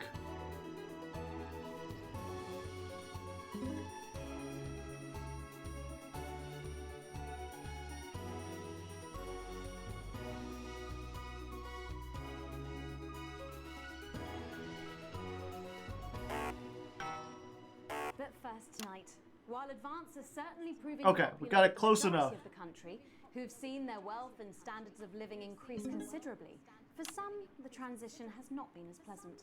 That's right, Megan. The formerly aristocratic members of our society have had to make major adjustments to come to terms with the new regime. Robin Short is in suburbia investigating rumours that these previously privileged people may be planning some kind of protest. Robin? Thanks, Megan. I'm here in moderate Hatchings to talk to Wentworth and Penelope Somerset Bentley, who were relocated to the house you see behind me after Advance passed the Assets and Wealth Act on their first day in office. Tell me, how are you settling into your new lives? Well, quite frankly, Robin, we're not settling in at all. Quite frankly. It's simply untenable. I hope you'll forgive my language, but it's as steaming as a Wednesday hatch basket with too much smadding. Steady now, Penelope. Sorry, Robin, my sister's under a lot of pressure. Sorry. She had to dress herself this morning and she still hasn't quite recovered, Robin. My goodness, that must have been quite a shock. She really struggles with ribbons, Robin. Well, at least you've been rehoused in a nice big house. Big house? This grubby little gaddis spatch only has one staircase. And the breakfast room and the dining room. Are those even... How am I even supposed to know these are swears? One room, Robin. So what would you say to the people that feel that your family has had it far too easy for far too long, and that these redistributions are both fair and just? I hardly think we've had it easy for fussle's sake. Only one of our swimming pools was even heated. But realistically, what can you do? Well, you've asked the right wordy question, Robin. Thank you, Wentworth. I wasn't the youngest ever editor of the Swinstead Middle School Inquirer for no reason. I think our toilet butler was from Swinstead. Dear George. Oh, I wonder what happened to him. Daddy tried to shoot him in the buttocks and he ran off into the woods. Oh, good times. That's probably my last happy memory, Robin. Tragic. I'm happy these people lost their homes. We will rise and rebel. We wage war on our revolting rulers with righteous words and rebellious writings. Our best guess is... Protest! Oh, what's that? Daddy! Daddy, it's Daddy! something! Please don't do that. We can't show this on the news. Please don't do that. We can't show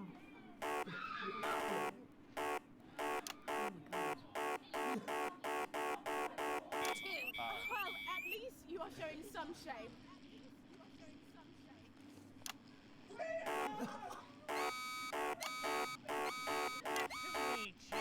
Oh. Damn it! I was like, why is everything going down? I completely forgot. You know, if it were just like doing the news, I don't know why they had to put this like spinning plate there that you have to worry about with the interference.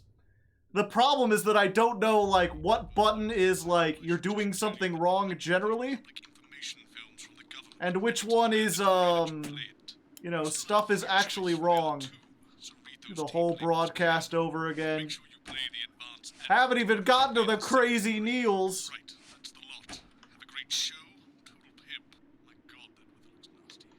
Yeah, it wasn't because they were stripping, it was because of this thing. Why are all men such pricks? That one, eh?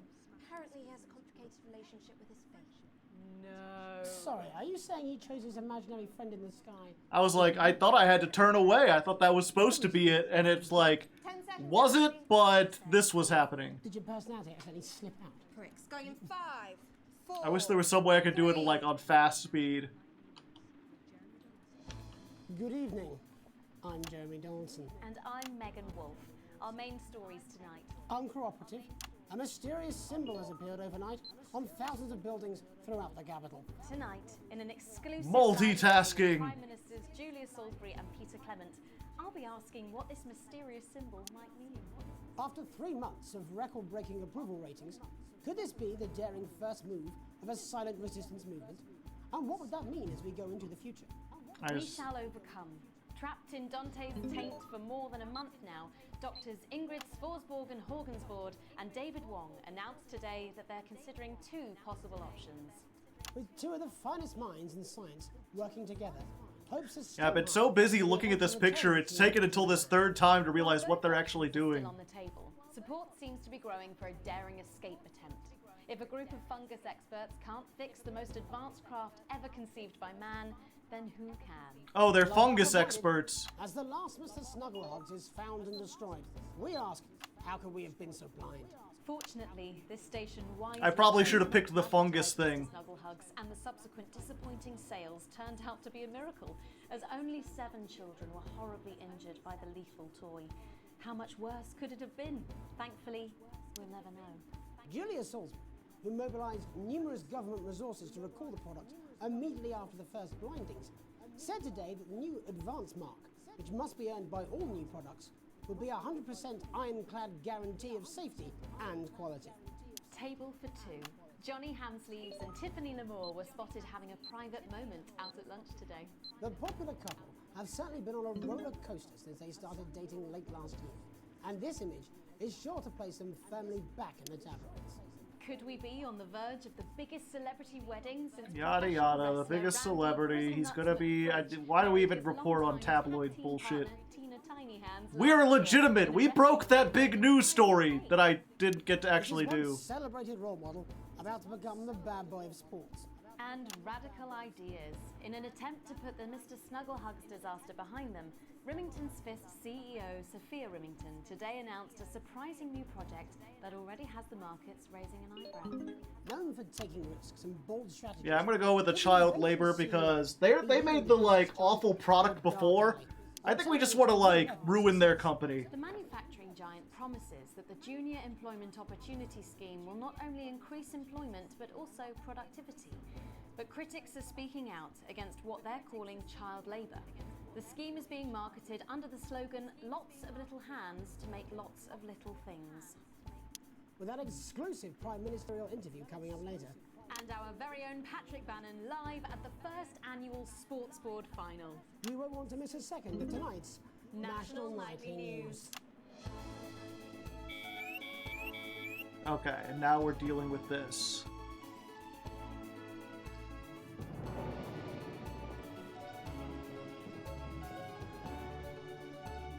Remembering exactly what the buttons do.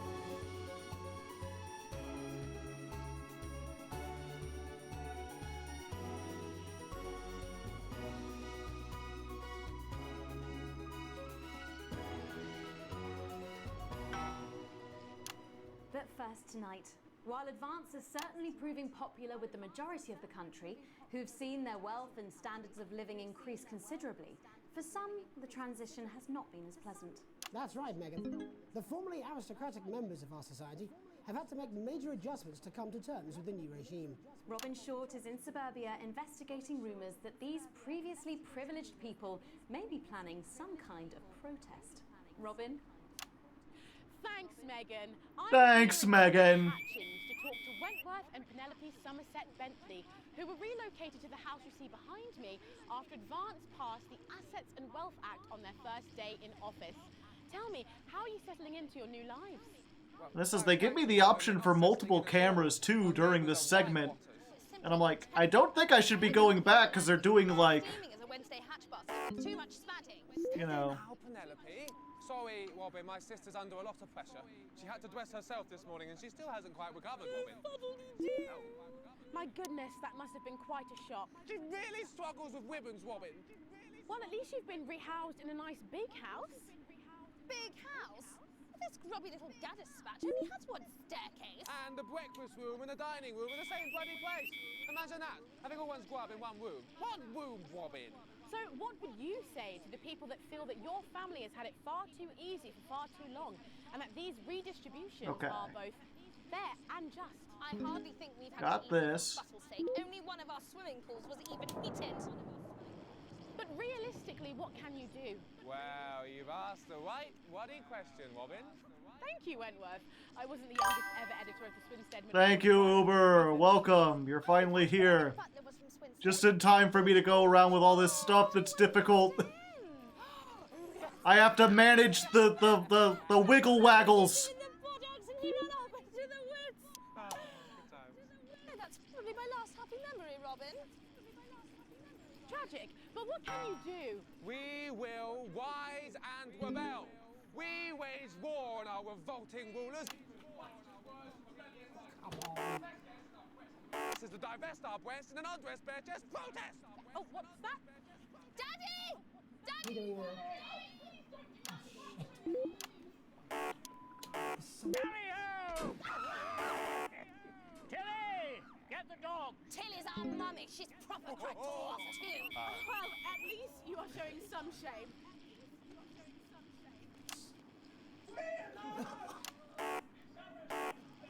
Glad to meet you. See, the protest has started already. Nice soft work, boy. Thanks, Daddy. He gets that from me, you know.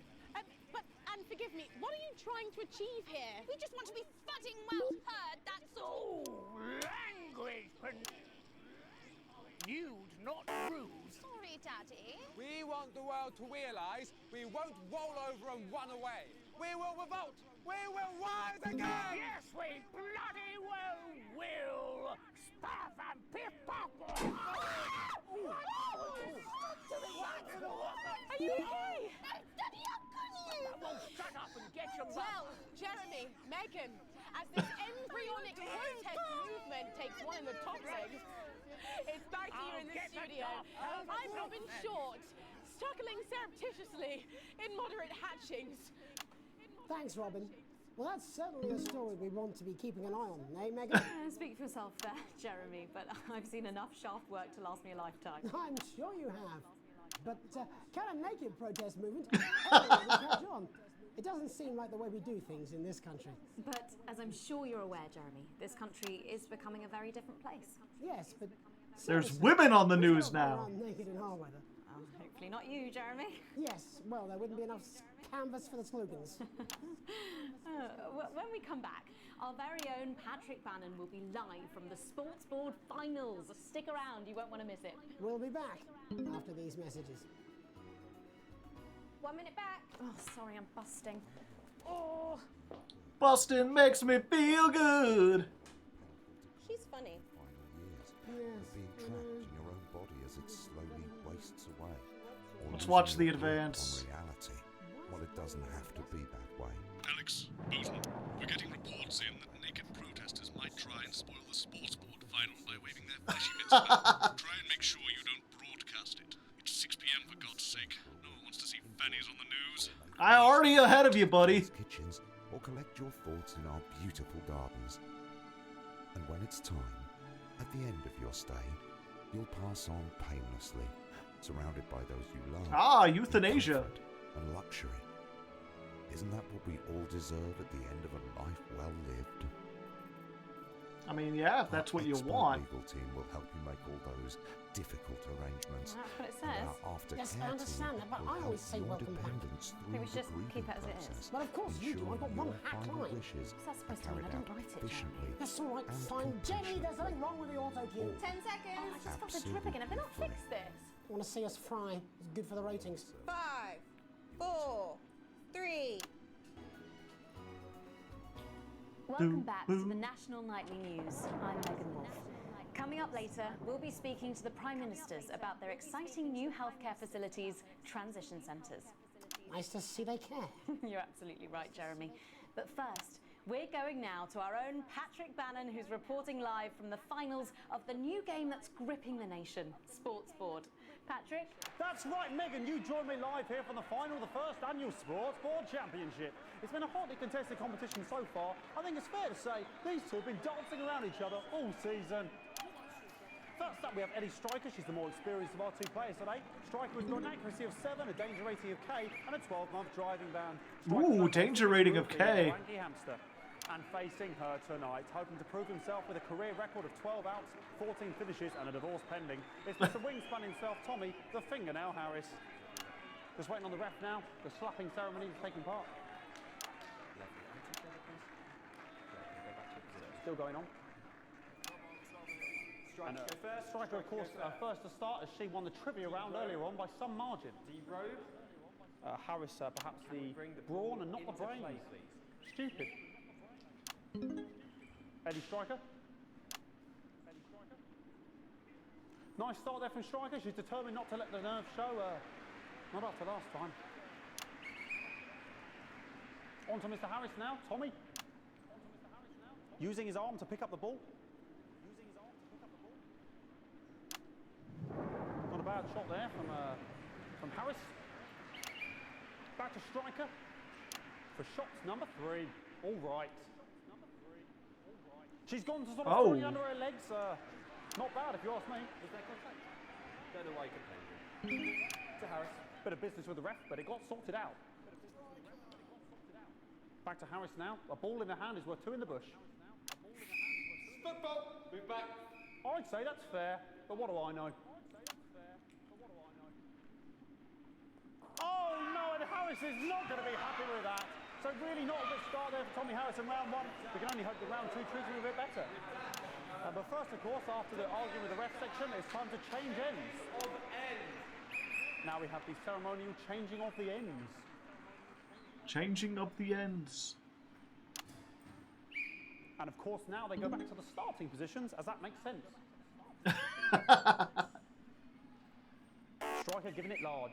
Second round, Double, Harris. We're into round 2 now with Harris. Okay, we seem to have some sort of streak on the pitch. I apologise if we broadcast any of that stuff.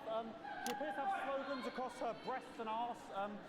Try and ignore all of that. Security, I'm sure we're going to take them out as soon as possible. Apologise if we broadcast any of that. As I said, we're going to get the situation resolved as soon as possible. They're trying to carry on play, but it's proving a bit difficult, and I'm struggling to follow. Because it's quite an eyesore, and women's bodies, yeah. All right, great. Okay, so back into round 2 now. Harris absolutely determined to close that massive gap. Eddie Striker. No, it's just some of the tightest play I've seen ever. Harris. And was that a fitted thumb screw? We haven't seen that since the Heats. What a brilliant move. Back to Striker. And we know what that means, ladies and gentlemen. That is, of course, the ground sound. Excellent bit of play here on both sides of the bucket. I don't know about you at home, but I'm finding the technical mastering display here absolutely blooming jaw-dropping. The ref has spotted something in Harris's neck or head. And Harris is having an absolute shocker. What a miserable start there for Tommy Harris. But he is a late bloomer, of course, we've always said that. And after all, it is a game of 2 halves. 4 rounds and 7 subgenres. But now, of course, it's time for the half-time show. Sponsored by Remington's Fish. On my whistle, on my whistle. Nice piece of music here to start the half-time show. Okay, another posh protester loose on the court here. We can only apologise for that. We'll do our best to shield you from having to look directly at it. Is running around here with his genitals on display for all to see. And ruining what was shaping up to be quite the dance interlude there. Now he's thrusting himself in Harris's face. Security's on it. And the bucket has been knocked over! I cannot stand it when the bucket gets knocked over. Hopefully he'll get taken out now. Genitals flying around for all to see. Really, if you ask me, not Sunday morning television. And out of there, hopefully taken away, never to be seen again. Final poses. Hardleg Joe, nudity master. And a lovely finish there on both sides of the bucket. I wouldn't like to call that one. And as we head into round 3, I'd love to know what's going on in these 2 players' heads. But unfortunately, because of science, we can't. Thank you, thank you, thank you.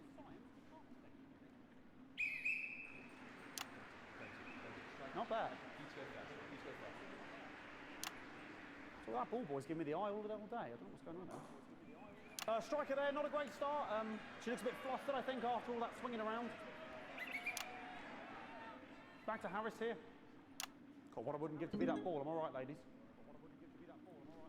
Tommy Harris. And it dribbled down his arm, which is actually a really good move, because, of course, if it dribbles down his arm and goes on the floor, it's not going in the bucket. Back to Striker.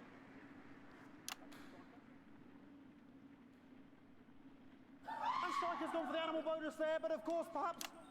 And yes, Harris has counted with a tiny bell. That is wonderful play, of course. We've seen that before. He had the tiny bell that counters the dance every time. That could have been the clincher. What a massive shame.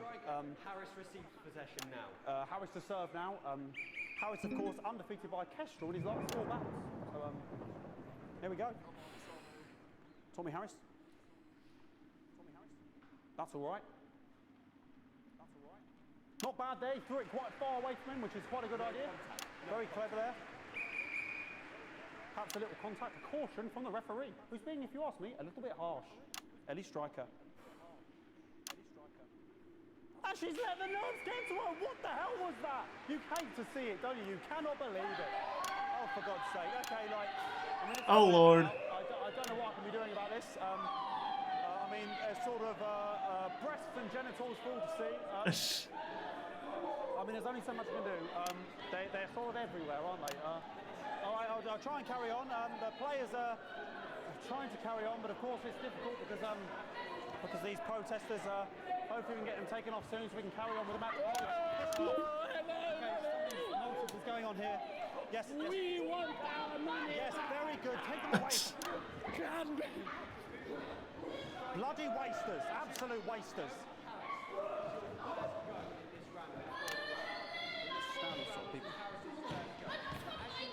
Oh, jog on! This is the mime round. It's an absolute bloody... Did it. Nailed it. Now we're going to go into the final round. And of course, as it's a Tuesday, the final round is a mime round. Who could believe it? Nice imaginary shot there from Harris. It really could go anywhere at this point. Really high-level play here from two absolute juggernauts of the sport.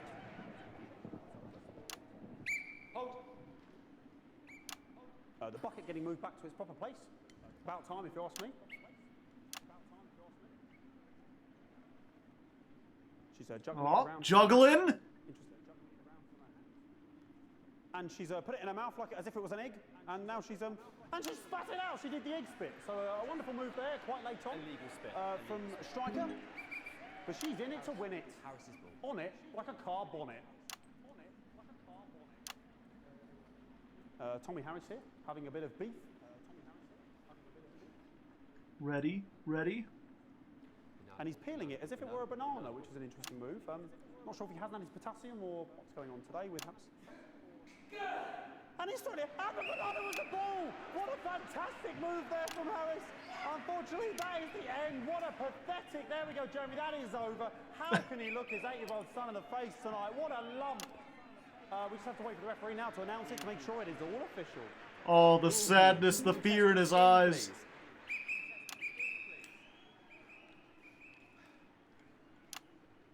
And the winner of the first annual Sports Board Championship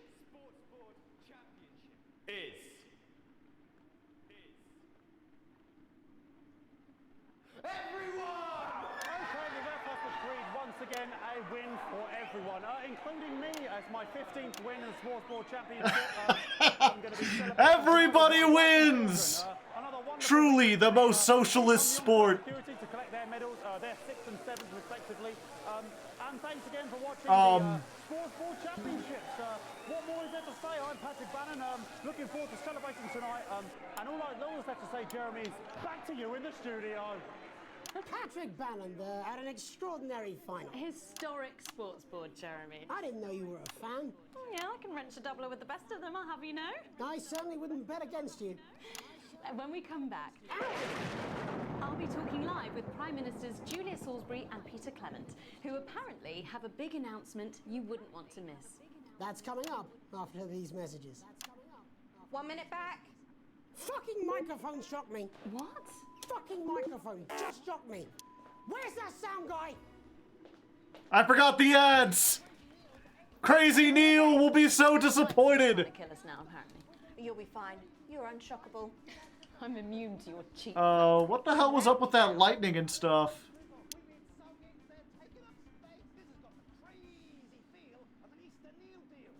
Postman again. Just heard from the chaps in maintenance that this storm is causing the odd power surge. Some of your controls might be a bit, dangerous. Yeah. Tough, and you can take the odd shock for the sake of a perfect news broadcast, but too many in quick succession can stop the old ticker. I'm sure you'll make the right decisions. Postman out. You're gonna need a whole new lining up there. So I could be killed by this. So good to see you again. Miss Wolf, your star seems to be in the ascendant. It's a great time to be alive. Too bloody right, Peter Clement. Megan Wolf. But that's a firm Interesting. She's tougher than I'll need to rewind the music box to keep the marionette at bay. On your left. Right you are, pet. Is your seat done? 10 seconds, everybody. No, mine's fine. Have you had a little accident? Cheeky cow. 5, 4, 3. welcome back. I am delighted to be joined by Prime Ministers Julia Salisbury and Peter Clement. Welcome to the National Nightly News, Prime Ministers. Oh, please, it's just Julia and Peter. We don't believe much in titles. It doesn't seem very advanced. We're delighted to be here. Well, firstly, I should ask how you feel about the graffiti that's been springing up across the capital. Should we be worried? Oh, no, you definitely shouldn't be worried. Well, not unless you've got a fatal paint allergy, anyway. But yes, it does seem that there are still some people we haven't been able to help. You know, whingers. People who've yet to benefit from the many advantages of the new future. The new future! As my old mum used to say, there are some pissants who just don't know how to be. This guy just can't stop from cursing. To reach these people, find out what they're angry about and how we can help. The door to my government is always open. Someone's tripping on me. But we didn't come here to talk about what may yet turn out to be some alternative arts project. Which we no doubt will have funded. When we want to talk to the nation about something far more exciting. Yes, your office briefed us that you have an announcement to make, but they were being surprisingly secretive about it. Let me ask you a question, Megan. Oh, okay, it's not usually how it works, but... What scares you? I mean, really scares you? It's death, Beth. She's talking about death. We're all afraid of our deaths. It's part of being human. Sorry, are you saying that Advance have cured death? That'll be a vote winner. Yep, that was definitely a drop there. But while we may not have cured death, we hope we found a way to make it much less scary. And much less painful and much less expensive. Look, which is me close-up camera, Oh, Beth? sorry, yes, it's camera format. When I was 13, me mum came and got me from school. He had to go to the hospital. My granddad, he'd collapsed that morning, so we'd all to say our goodbyes. And I went in to see him. He were all frail and pale. And I was scared because I'd only seen him the week before, and he'd been fit as fiddle. And he said to me, Peter, he said, it's the right time. I don't ever want to be a burden to the people I love. Was that the last time you saw him? Nope, 3 days later he were back home. He lived with us for 9 miserable years after that. He had to be fed with a rubber spoon. He had a commode, so he'd just take a shit right there in the lounge while we were watching football, wouldn't he? Ouch! That sounds... It was awful. It were awful for us, and this is the point. It were awful for him. He could see it was destroying me, man, watching him slowly fade away. And he would beg her to turn off his breathing equipment at night, but she couldn't, or she wouldn't. It were a crime, you see. And she didn't want to lose the children, as well as her old man. No family should have to suffer like Peter's did. And now no family will have to. The health service is today opening the first of 300 new transition centres. The transition centres will handle everything for your last days. The legal... These are the different kinds of transition centers that most leftists talk about. Catered for and paid for by the government. So even the poorest citizen gets to pass on with dignity when they choose. And that choice is important. This is a service only for people who choose it. For people who feel they've run their course and don't want to burden themselves or their families with a slow, long, humiliating decline. You've just given me electric shock. Are you okay? I don't know. I think it's from my asshole. Oh, we're still on the air, Peter. Yes, sorry. My apologies. Oh. Are you not worried that this new system might be open to abuse? In what way? Sorry, I've got sapped again. Can I get a little bit of help here, please? That the older generation might feel somewhat...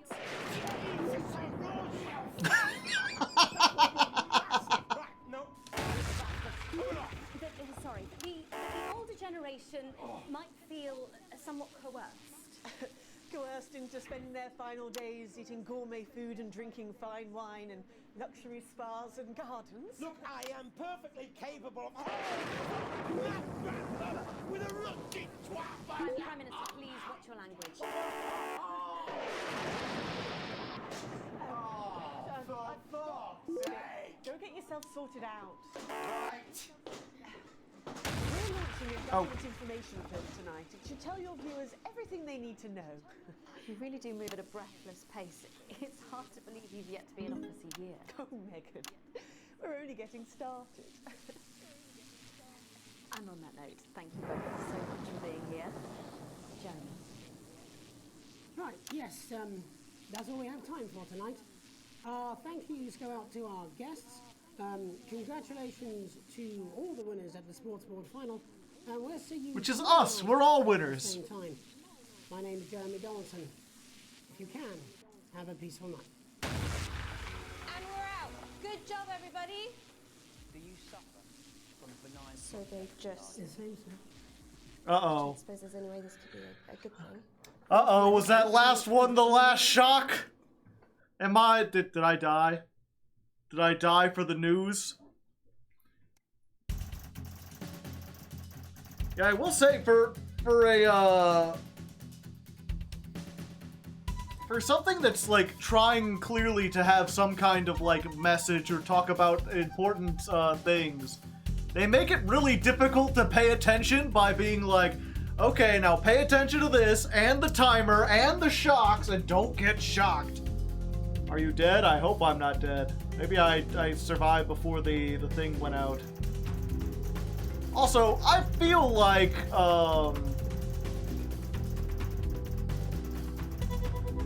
played one advert too late. Can't believe I got an E. Just for the advert being late. A slight dock. Sometimes splurging. And I'm still making money. We're good. Shares of, Ned's go. You can go back and watch. I can. Like if I wanted to watch the broadcast. We join Jeremy and the team. There's just time for a brief look at what's coming up later. Let's see. I'm pretty sure I did a good job. At 6:30, it's a brief history of Sports Board, where Patrick Bannon will be taking a look at the surprising rise of this spectacularly popular new sport. That's followed by a repeat of the live National Sports Board final at Salisbury and Peter Clement. I'll be asking what this mysterious symbol might mean. After 3 months of record-breaking approval... I mean, this is not my... I don't choose when they go to these images. ...of a silent resistance movement. And what would that mean as we go into the future? We shall overcome. Trapped in Dante's taint for more than a month now, doctors Ingrid Svorsborg and Horgensvoord and David Wong announced today that they're considering 2 possible options. With 2 of the finest minds in science working together. Yada, yada, yada.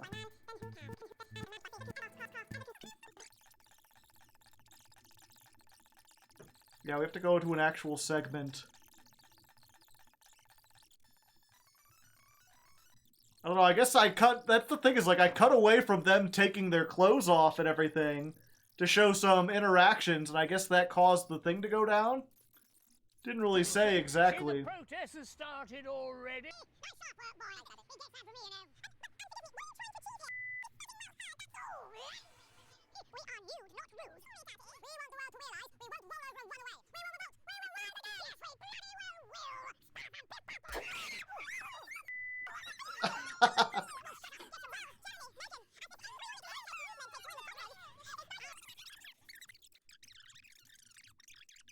Jeremy, this... Okay, yada yada yada. The problem is I just can't... I wish I could just, like, select a segment. All season. First up, we have Eddie Striker. She's the more experienced of our 2 players today. Striker has got an accuracy of 7, a danger rating of K, and a 12-month driving ban. Striker's known for her signature move, the lanky hamster. And facing her tonight, hoping to prove himself with a career record of 12 outs, 14 yeah, like my angles are spot on, you know. I'm cameraman supreme. It's just all the like other stuff.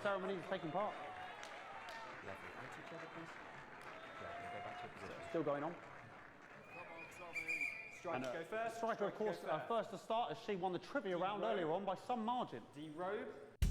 There are lights beneath the show. Oh, there are? Well, shit. I didn't even realize that. I thought it was just up to personal taste. I thought it was just like, do what you feel like, man. Day question mark? The lockdown. Alex, oh thank God you're alive. It's Jenny, the floor manager. Are you okay? Alex, you need to get it together. Look at the broadcast screen. Just look at it. That's all we've been putting out since you went down. You have to fix it, now. Look left, Alex, out the window. See? They're all over it, little bastards. You're going to need a full charge to clear that many off. The fuck? Hold down the big button until it's fully charged, then release it to zap the little fuckers. Excellent, Alex. We're broadcasting again. They must have built up while you were napping. Usually it only takes a tap on the button to clear one. Look, there's a lone one climbing now. Zap it off before it starts to mess up the signal again. The fuck? That seems to be the last of them. For now. Right. We're about a minute out. Get the adverts loaded up. I've got to deal with my pet idiot. And Alex, keep your ears open. You'll hear them climbing up the tower. Don't let them build up. Neil shares his philosophizing. You know what? I don't think we want to put that there. This has no credibility, Jenny. No professionalism. It's not a mess. Everything is where it should be. It's ramshackle and characterful, and I'd expect you to know the difference. Megan's place looked lovely, but I can't see it, can I? Thanks, Jenny. How's lock-in with the boyfriend going? Decided to take his chances on the wild streets, eh? Rather than endure another romantic comedy. Jeremy, Jenny says your hair looks stupid. Yes, I can hear her. She says she's not talking to you. Yes, I know, I can hear her. Shall I count us in? Make it so. Okay, 10 seconds. Break a leg, everyone. Preferably a furry one. 5, 4, 3. Good evening, I'm Jeremy Donaldson. And I'm Megan Wolfe. Our main stories tonight. Snugglefox? It's been almost 5 weeks since all the Mrs. Snugglehug's toys woke up simultaneously in factories worldwide and began searching for their husbands. The Mr. Snugglehugs we had so short-sightedly destroyed. And now, as this photograph suggests, they may be changing tactics. Built to surprisingly traditional gender stereotypes, the Mrs. Snugglehugs have been arming themselves with a variety of household implements. All the more reason to make sure that cat flap is taped up good and tight. This frightening new development means that even those previously thought to be relatively safe, like the young and fit, must take care to watch their backs. This is like some kind of fever dream episode. Going stir crazy, with no signs of Mrs. Snugglehug's batteries running out, and the government lockdown now in its 31st day, domestic relationships across the country are taking some unexpected turns. Dramatic reports are beginning to emerge of uncharacteristically bold behaviour in homes across the country. And we're not talking about the model planes that occupy so much time in the Donaldson household. With dating options limited, many house sharers, in particular students, are finding solace in co-tenants they'd previously rejected as unfuckable, indulging in an activity that has become known as snuggle-tugging. Going it alone. Popular crustacean Johnny Hamsleeves is back in the news today as his astonishing photograph that he leaked himself shows exactly how he's been spending his lockdown.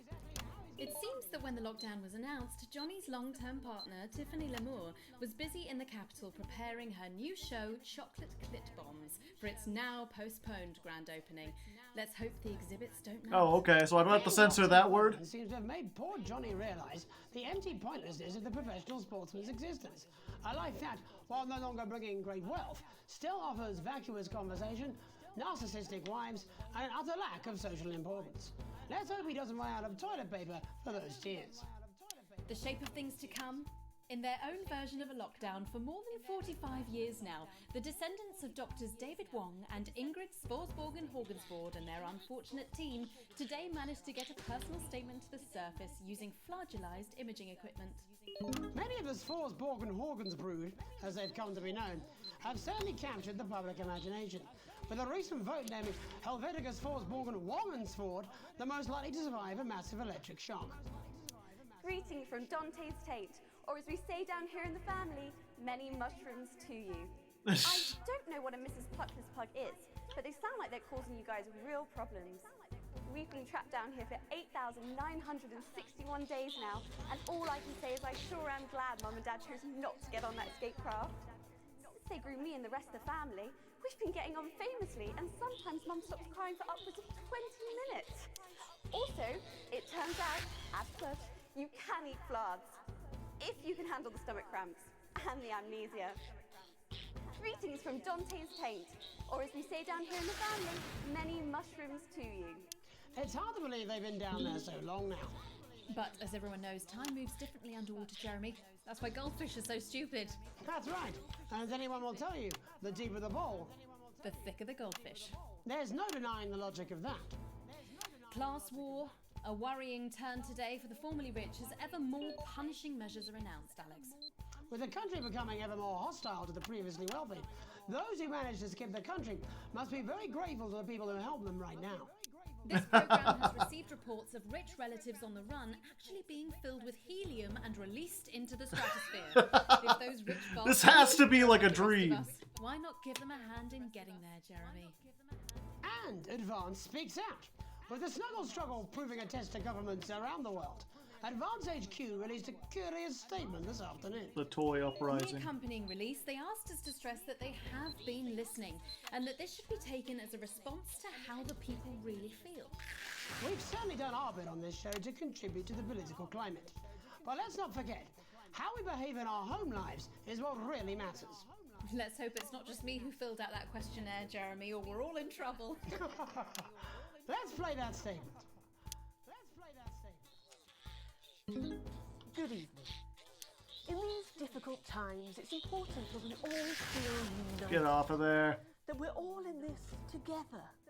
And for a short time, we must bear significant change.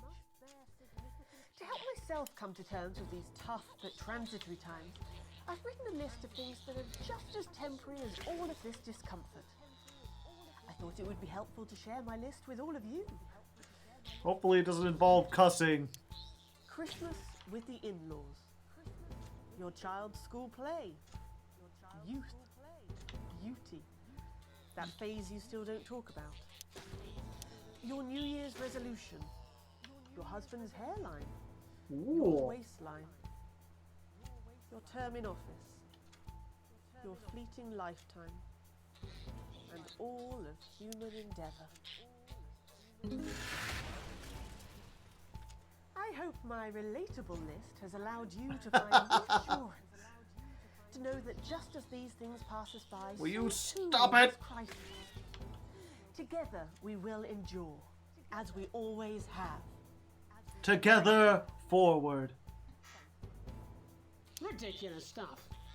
Later tonight, Jeremy will be probing heartthrob reporter Patrick Bannon, while I take a deep dive into some controversial opinions with two familiar faces. And then, in our third segment, and presumably because our editor is also working from home, hello, there's going to be a bloody quiz. I can't wait. Don't do that. And in a moment, Jeremy Grumpelson and I will be asking controversial CEO Sophia Remington where it all went wrong. She's still working? Dr. Delia Lywell will be joining us, presumably to provide a bit of false hope. Maybe she'll tell you how you're going to die, Jeremy. Too late. I'm certain it happened months ago. That's all coming up on tonight's National Nightly News.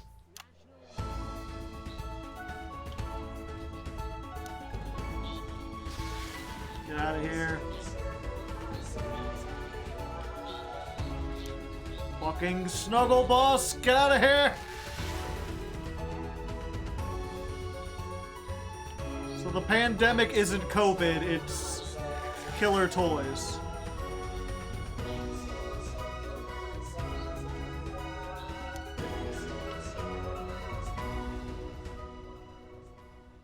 First tonight, how do we get here?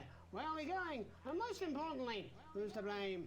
Joining us from her villa on the island of San Palmerino is CEO and socialite Sophia Remington. Thank you for having me, Megan. I am loving your hairdo, babe. And from her crystal healing laboratory in what I assume is a garage in Lower Uppington, Doctor, it says here, Delia Lywell. Thank you for inviting us on your show. Us? Don't. Miss Remington, your toys are rampaging across the developed world, your company is worth less than my annual salary, and your country's president recently called you a national disgrace. Have you taken your eye off the ball? Oh, honey, you're so cute when you're angry. The thing with you folks over there is you have an island mentality. You don't see the bigger picture. So, what is the bigger picture? The bigger picture is lithium batteries. Our toys have been running for upwards of 71 days now with no signs of them slowing down whatsoever. Imagine what that means for the future. It means we don't know when the hell this lockdown's going to end, doesn't it? You don't seriously believe Remington's fist can survive this? Lithium batteries are gonna change everything, tiny ogre. They're gonna power our new transport system, make technology portable. Hell, they might even take us to space. But how can you make them with everyone at home? Oh, don't you worry about that. Love will find a way. Thousands of tiny hands. They're already pouring off the production line. Times are good for Remington's fist. But surely you have no future. Excuse me, hello, yes, if we might. This is our area of expertise. What, multinational economics? The future, Mr. Donaldson. The future! Yeah, okay, I'll buy it. Why not? There's clearly nothing better to do. So, what is your scientific process telling you about the future of Sophia Remington, Doctor? We see her on a balcony. Foreign soil, but not foreign land. An age will pass. Fascinating. Wasn't it just? Delia, you are amazing. We have to fly you out here to the island to do that for my guests. They're gonna love you. Unfortunately, all flights are grounded because of your tiny, deadly stowaways. Not all flights, honey. Dee, call me. And you, Maggie. The more the merrier. Bring your swimwear. Miss Remington, you seem completely ignorant to the seriousness of the situation. Do you take any responsibility at all for the global crisis? Careful! It's a trap. It's not a trap. Why are you helping her? She seems fun. You bet your ass I'm fun. Please answer my question, Miss Remington. Listen, are lithium batteries the most incredible invention the world has ever seen? Probably yes. Probably? In fact, who am I kidding? It is definitely yes. But will they last forever? Probably not. One day, all the Mrs. Snugglehugs will just stop. It'll be like a miracle. And then we can all go back to the grand tradition of buying products again. Because I really don't mind telling you this, it is really hitting our bottom line. Except for sponges. We seem to be selling an assload of them. Dr. Lywell, do you have an indication of when or how this might end? Well, it's not an exact science. Not even a real one. But our senses tell us that there will come a day when there will be clouds in the sky. The grass will be rich and verdant, and the birds will Isn't sing that today? That shall be the day when we walk forth again. I find that strangely comforting. That could literally be any day. Well, let's hope it's soon. Clouds, grass, and birds. That's literally every day. Let's hope it's not too soon. I'm kind of hoping we can make it to the 100 days. It sounds good on a commercial.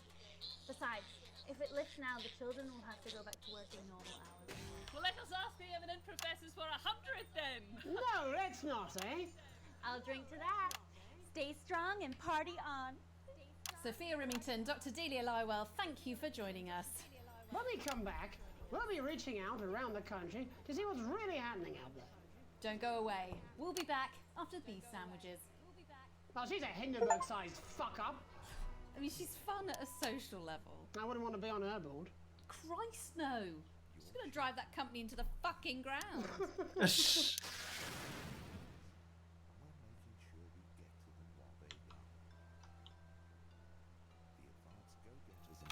mate.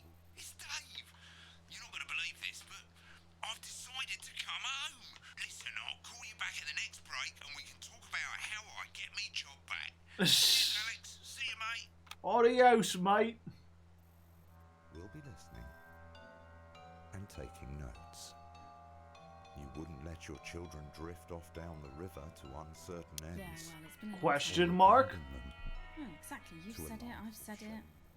He must know. He's not stupid. And eventual I death. don't want it getting back to him that it came from us. Hey, no, Jenny.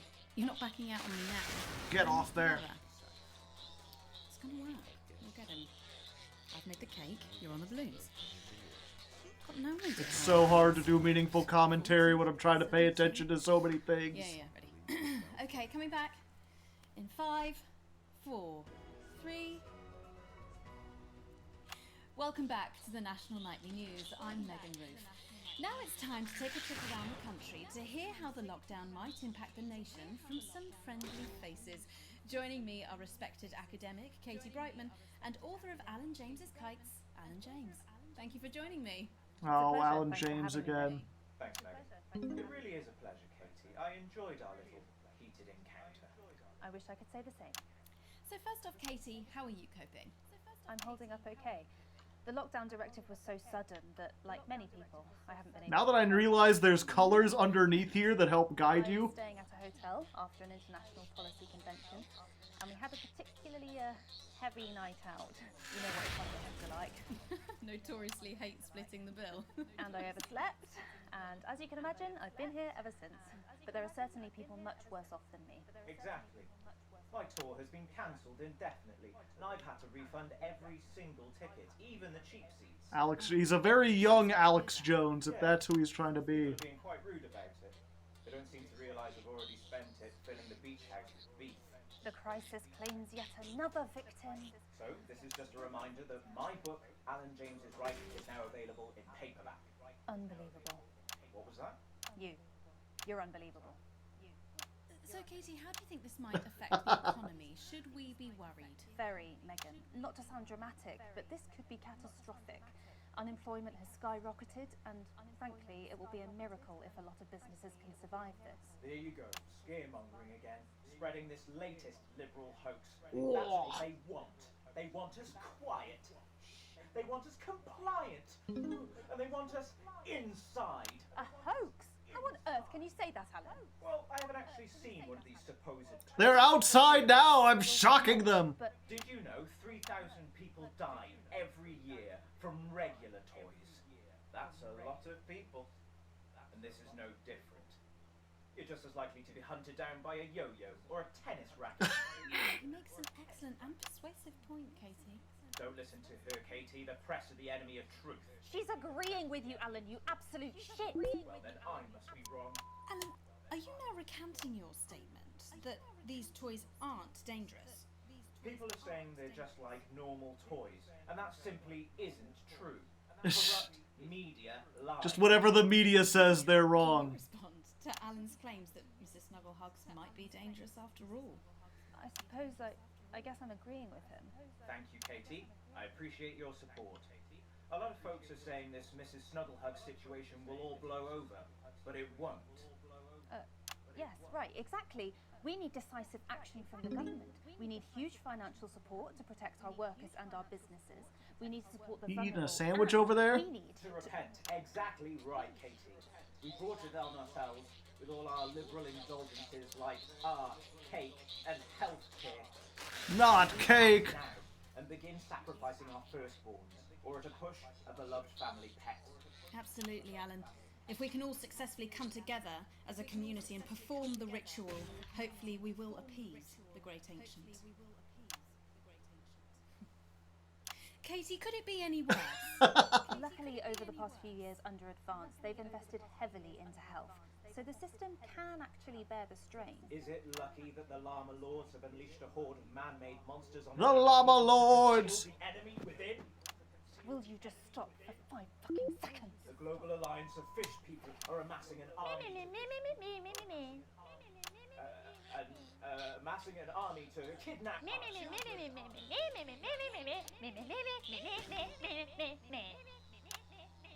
That's you. That's what you sound like.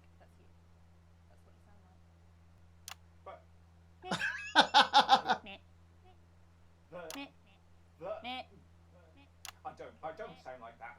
Yes, you do. You do, Alan. You do sound like that. And that's why no one wants to be your friend. I've got loads of friends. No, you haven't. I don't think you do, Alan. Yeah, stop lying, Alan. Not lying. You are. Oh, good one. Well, I'm telling. Alan James, Katie Brightman, thank you for joining me. Some real food for thought there from two of the territory's leading minds. Any moment now, I'll be heading over to Jeremy, who is going to be bringing us an up-to-the-minute report of the status of the nation. Over to you, Jeremy. Thank you for what I'm sure was a reasonable debate, which really contributed to the national conversation. Next, out on the streets, someone who's always doing exactly that. It's Patrick Bannon. Are you there, Patrick? Hello, Jeremy. Yes, hello, I'm here live. Apologies for the quality of the broadcast today. Couldn't find any cameramen or women brave enough to come and join me, so I'm out here on my own. Right. And definitely not in front of a green screen. Yep, I can. It's as you can see behind me, the streets are currently completely deserted. But my question, Jeremy, is just how long? I mean, could there be danger lurking just around the corner, waiting to end the fledgling career of this young, promising boy before his full potential is even realised? Will he die, underappreciated by management, and frankly, if you ask me, very, very much underpaid? I don't think there's any danger of that, Patrick. What's that on your jacket there? Well, that's actually a sponge. What I've done here is made a snuggle-proof jacket, Jeremy. A snuggle-proof jacket. PPE, so I've been forced to improvise. In fact, showing the sort of resourcefulness that would make me an ideal candidate for, I don't know, for example, an anchor position starting whenever they'd like. From your point of view, Patrick, just how safe are our streets? Not safe at all, Jeremy, not safe at all. I'd recommend people staying inside. Yeah, he's definitely just inside pretending to be out doing stuff. Unless, of course, like me... It's not even green screen, it's just cardboard. Mm-hmm. And just where are you, Patrick? I'm in the street, on the street. Which street? I think I'm struggling to hear you, actually, Jeremy, there. Which street? Which street are you on? Oh, which street am I on? Oh, God. I'm just looking for a sign. There it is. I'm on Bannon Avenue. Bannon Avenue? 123 Fake Street. Bannon Avenue. Yeah, no, I can hear you fine. Yep, I'm on Bannon Avenue on the sign, it says there. Like Patrick Bannon? Oh, yeah, that is like, that's strange, that's a weird sign. I don't know what's going on there. Where are you really? I'm on Bannon, Alright, fine, I'm not on Bannon Avenue, I'm at home, to be honest. Alright, fine, well, I'm in my bathroom, technically, but, you know, I couldn't face it, to be honest, mate. It's, you know, it's terrible out there, I don't want to go outside. They're everywhere. I'm sorry for lying. We don't expect any less of you, Patrick. You hear that sound? I can, yes. I'm no expert, Patrick, but it sounds unmistakably like a tiny fist tapping on your door there. They're right outside. Oh, fuck, Jeremy, shit, no! Oh, bollocks. Perhaps there's a small queue of tiny fists, each wielding a different gendered household implement, ready to bash in the heads of lying little roving reporters. You're lying, aren't you? Oh, shit, fucking, listen to me, you bastards! If you're out there, just to piss off, you little fucking snuggle fuck!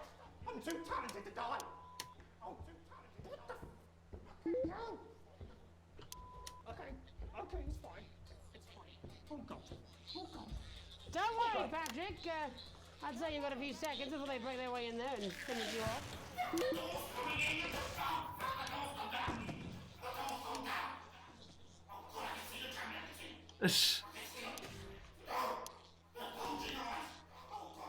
What do you see, Patrick?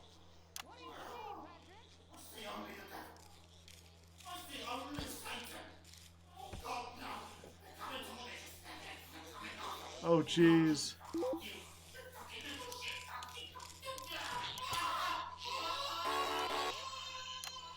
Thank you, Patrick, for that report, showing the nation, and more importantly, management, just where you belong.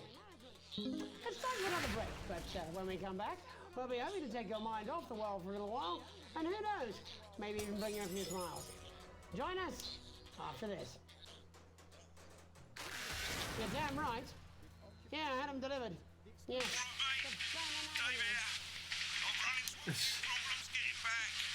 Yeah, this is definitely not real.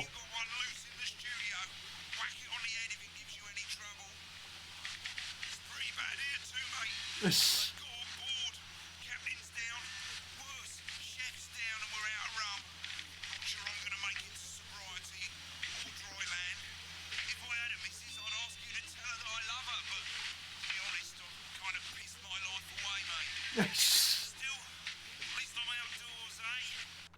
At your nearest workstation now. Every week you'll receive a high-quality electric current of increasing voltage. Yeah, so this is just all like a coma from being electrocuted, I assume. I'm not going to. Is there one in the show? I'm not. No? No. Oh, 5, 4, 3. Welcome back to the National Nightly. Well, welcome back anyway. We know isolation isn't easy, so finally tonight we have something a bit different for you. Even though some people felt it's not our job to entertain the public with absolute nonsense, other, more important people Morning overruled those stream. people. So it's time to find out who will National Nightly win and who will National Nightly lose. So, how do we play? Well, joining me is a man who knows all about playing. It's Tommy Harris. Hello, Tommy. All right, Johnny. It's good to see ya. And how are you finding the lockdown, Tommy? What do you mean lockdown? The enforced isolation of everyone in the country. Ah, yeah. I think I heard about that, actually, yeah. You're in bed, Tommy? Yeah, you called during nap time, so... Of course, that's my fault. So, why don't you tell us how the game is played? Well, it's pretty simple, Jeremy, you sausage. I'm going to ask contestants from around the territory 3 questions about what else, yours truly. And those people are going to get a chance to win a very special prize. Exciting. And what are they playing for, Tommy? Drum roll, please. Jeremy. Ugh. Thank you. This.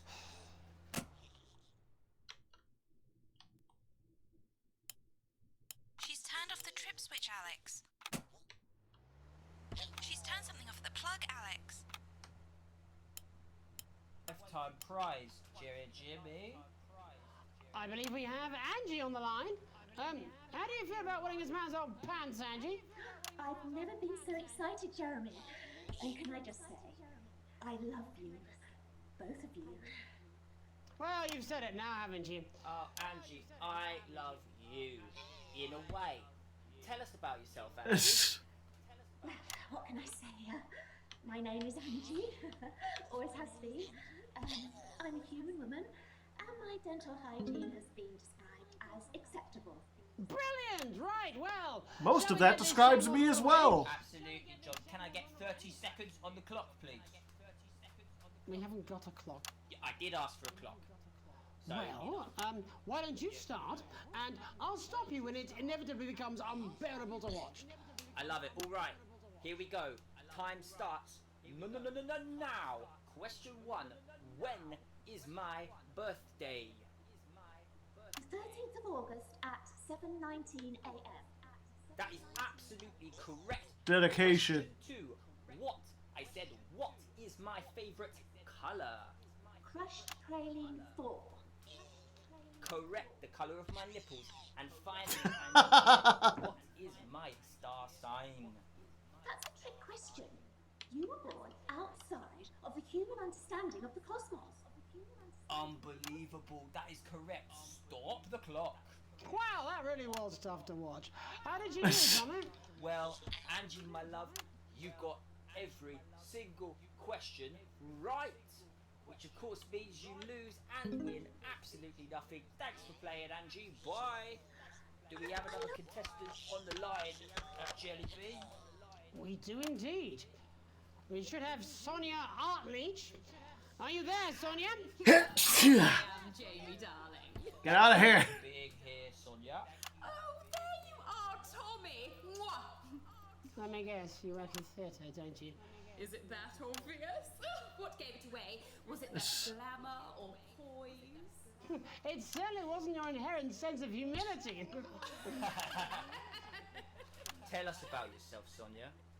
Oh, well, if you must play this game, I am We must. a theatrical agent. I represent the likes of Rudy Beefman, Samuel Coffeecup, and Jodie Carpetburn, amongst others.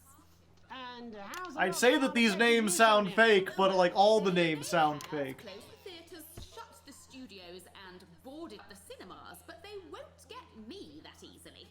How are you managing without any work? Due to a savvy clause in all of my artist contracts, I am able to claim my 15% from their unemployment benefit. Wow, that certainly is sharp.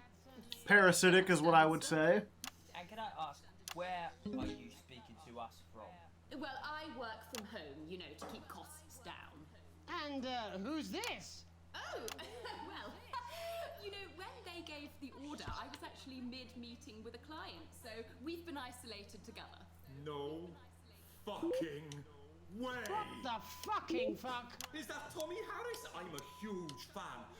Can I just tell you how bloody brilliant you are?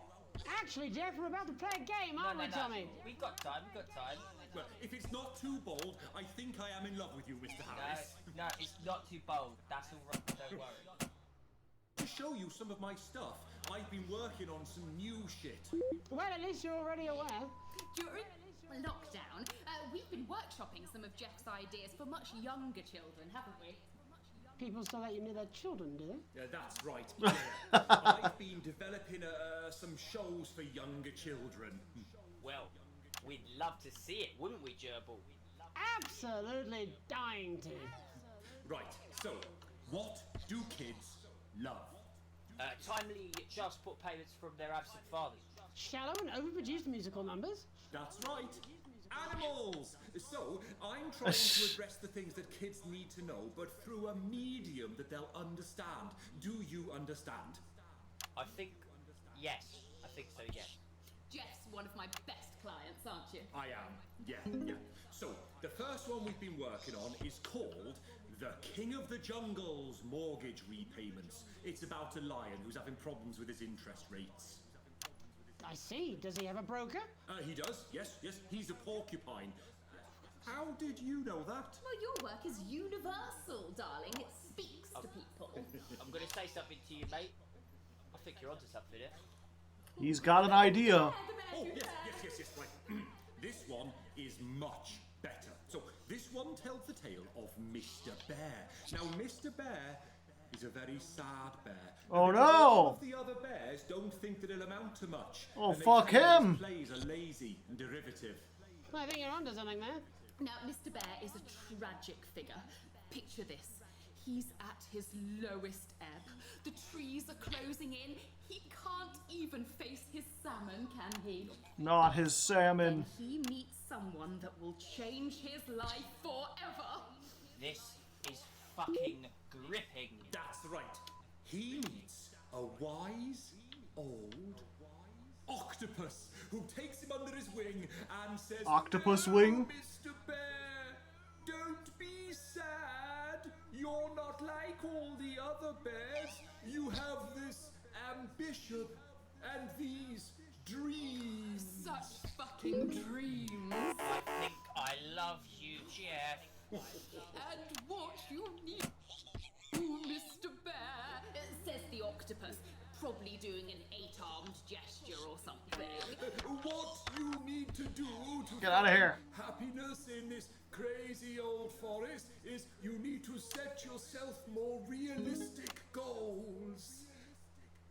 It's called Mr. Bear Lowers His Expectations. Wow. You really have taken yourself to new depths. And what do you want children to take away from this? Oh, fuck shit, fuck. What? I said a more realistic worldview. Are you alright, Jamboree?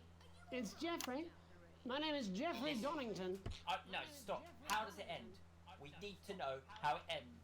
Well, all the animals learn a thing or two about inevitable mediocrity. And Mr. Bear settles down near to his parents' cave, stops trying to make his band happen, and he goes into bear telemarketing. Becomes a bear maths teacher. Oh, and we end... we end on a big musical number. Oh, there's dancing. It's very repetitive, so it's catchy but not too challenging. Well, if you like, I could go and get my boombox. Yeah, you know, I might be able to... Hang on, can we get Angie back? Why not? The more the merrier, as they say at orgies. Right, I'll just fill then, shall I? Coming up in a moment, it's the world premiere that nobody saw coming. Lights! Or wanted. At all. I can only apologise in advance for what we're all about to endure. You turn this shitting thing up.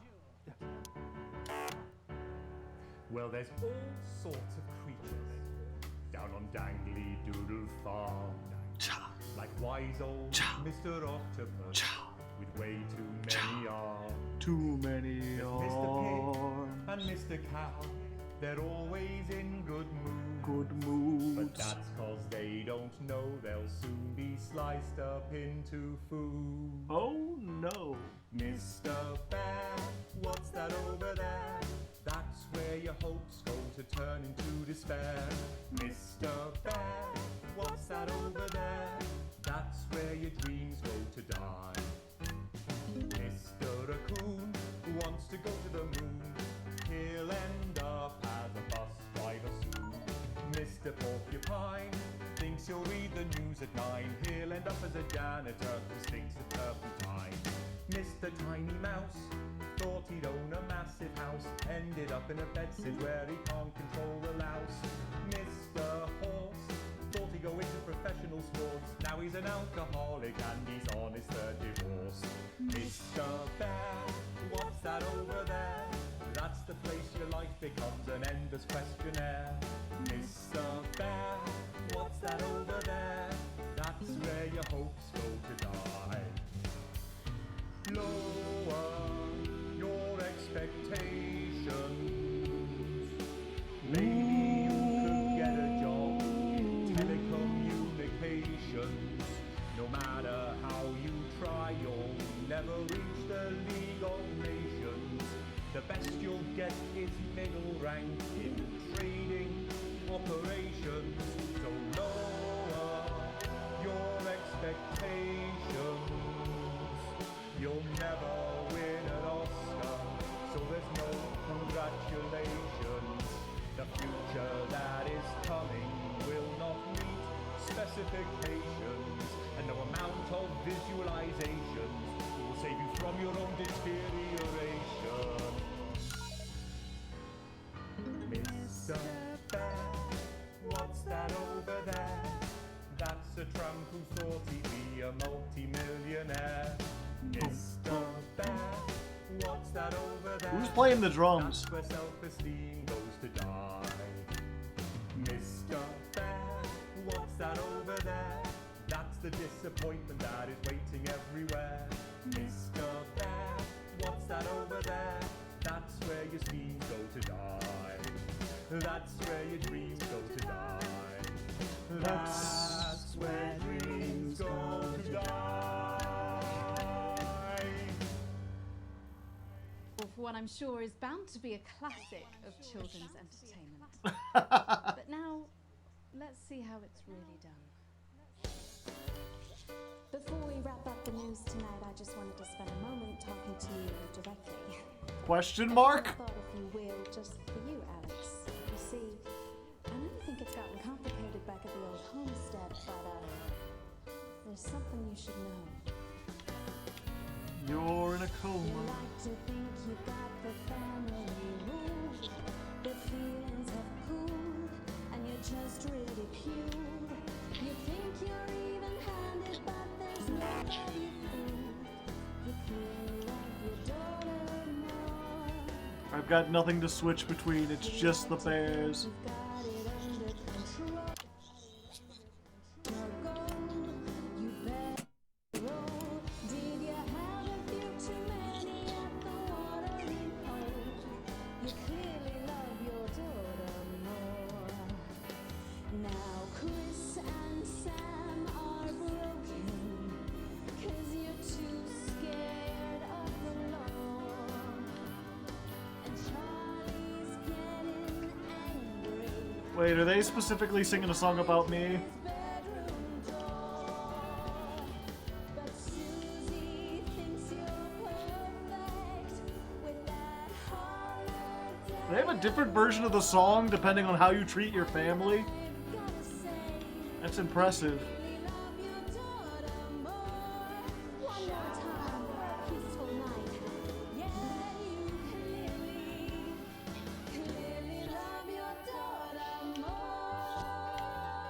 Did I get a perfect one on the like, coma episode? That's all we have time for tonight on the National Nightly News. We'll be back tomorrow when Jeremy will be wrestling an alpaca and I'll be naked. I'm Megan Wolf. Have a treacle night. What? Oi, just give me that beer. I'm fucking famished. She will be naked? Can't miss that. They're the dreams of my dreams! What is this piss? Do you think I'd be happy with that? You're out of your mind.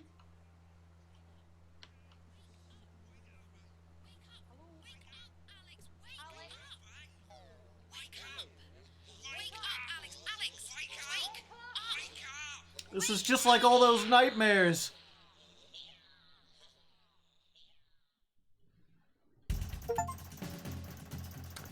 Perfect. Complete the lockdown broadcast. A+! I got why did I get a D on the second one? I censored all the offensive. It was adequately edited. I did the bet. Do I still get paid for lockdown? Somehow?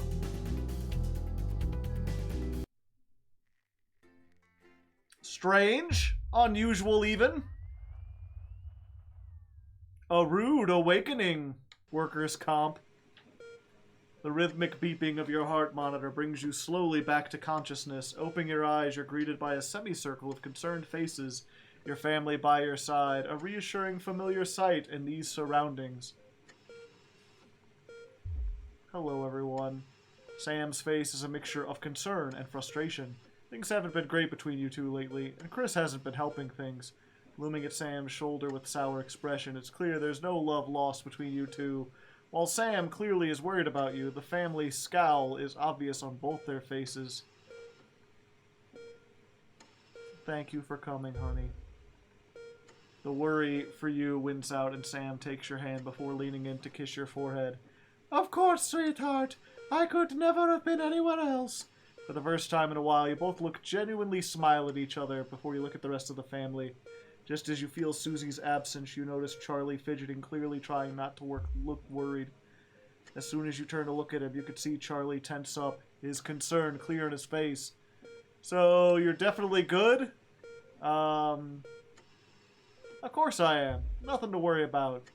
He grins, one of those infectious smiles that spreads around the room. It's always good to have him in your corner. Your smile fades as you notice your mother staring listlessly out the window. Despite your best efforts, she's not been doing lately. Are you okay, Mum? One good thing about this game is Sam and Alex are neutral names. Yeah, you could be literally anyone. Your mother starts. You call clearly, shocking her out of reverie. She turns and smiles, grateful to see increasingly rare recognition in her eyes. Yes, dear, of course. How are you feeling? You smile warmly and nod, but before you can respond, a doctor bustles in and ushers everyone else. She asks you, for what feels like the 100th time, how you've been feeling. Surprisingly well. Excellent. There's no sign of any real damage, just a bit of a shock to the old system. Pardon the pun. Not that we'd recommend you do anything like that again, of course. After a couple of days rest at home, you should feel right as rain.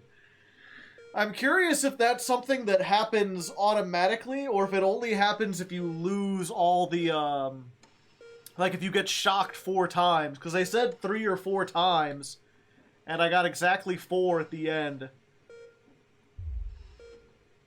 Oh, and the private room and care, the doctor gestures to your room and notice that looks rather expensive, has all been paid for by Mr. Bozeman. He left those flowers and said not to worry, take the rest of the week off, he'll see you on Monday. Seems like the least he could do, to be honest.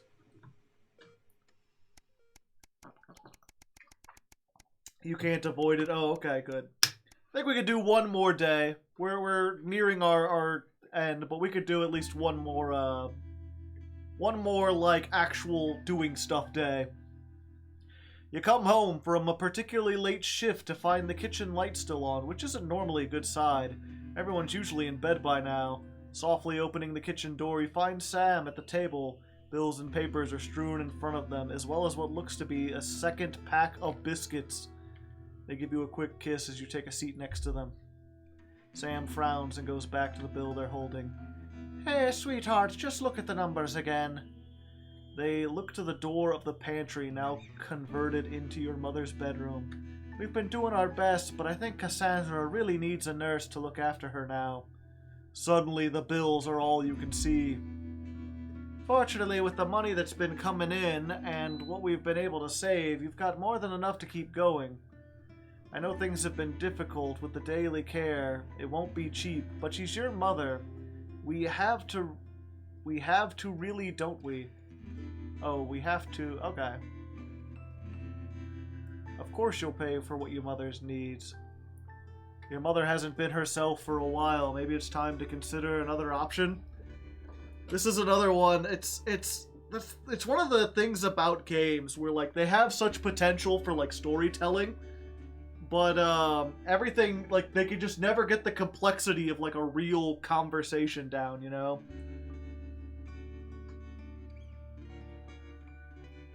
Because it's like, I could talk to my parents about the rest home that the Advance is talking about.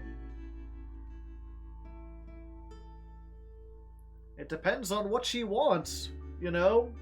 It's one of those things where it's like, in this case, it's not up to me, it's up to what they want. But I do like money, so if it's impossible to talk to Mom and ask her, you know, that one thing sounded like a paradise. Sure, let's try that. Sam seems taken aback. Well, she's your mother. I can't tell you what to do, but I don't think it's what she would want. They hesitate before continuing, but then again, maybe she would. She hasn't been her old self for so long. I don't know. This is how she'd want her final years to be if she was still herself. Tomorrow you'll need to tell the kids and then book an appointment to the transition center. What else could you have done? She gets to go on vacation. It's fine. Grandma's going to a farm. A letter home. Sam's out with work tonight, and Charlie's staying at a friend's. The house is yours. You order a takeaway, have a couple of drinks, and decide to relax in front of the TV. Not a great selection tonight, but surely something to watch. Comedy. Sam's not here. You could watch a horror, action, thriller. Sam isn't a fan of historical dramas, so you can make the most of them. No sci-fi. I want to watch Star Trek, but I guess horror's close enough. The atmosphere and story are better than you were expecting, making you jump more than once. After a particularly shocking emergence of the lolling lumberjack, you accidentally kick the coffee table, revealing a small object hidden behind one of the legs. As you bend down and reach for it, you recall the note Sam left on the fridge. Hey, sweetheart, Charlie lost Susie's present. Would you mind looking for it? Oh, I thought it was like, it's a note from Mom written years ago, like, never put me in a retirement home. As you hold it closer, you're surprised to find a gift actually engraved. An engraved lighter for Chippy. She claims the nickname's affectionate, but Charlie still scowls every time she says it. You're not sure Sam would approve. The accompanying note from Susie explains, Urkistan has a long tradition of glorifying the art of starting fires. Thought you would like it. Don't do anything stupid, Suze. Hopefully it's just a souvenir and not a new pastime she's picked up. He's picked up. Or about to pick up.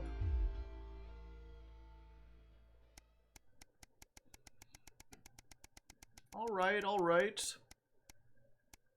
We're almost to a year. Alright. Back to the puppeteering. Join us at discord.gg/not for broadcast. The silence! The sound of Smash Mouth. Let's go. Everything's on. Got a minute. We gotta get Crazy Niels in here.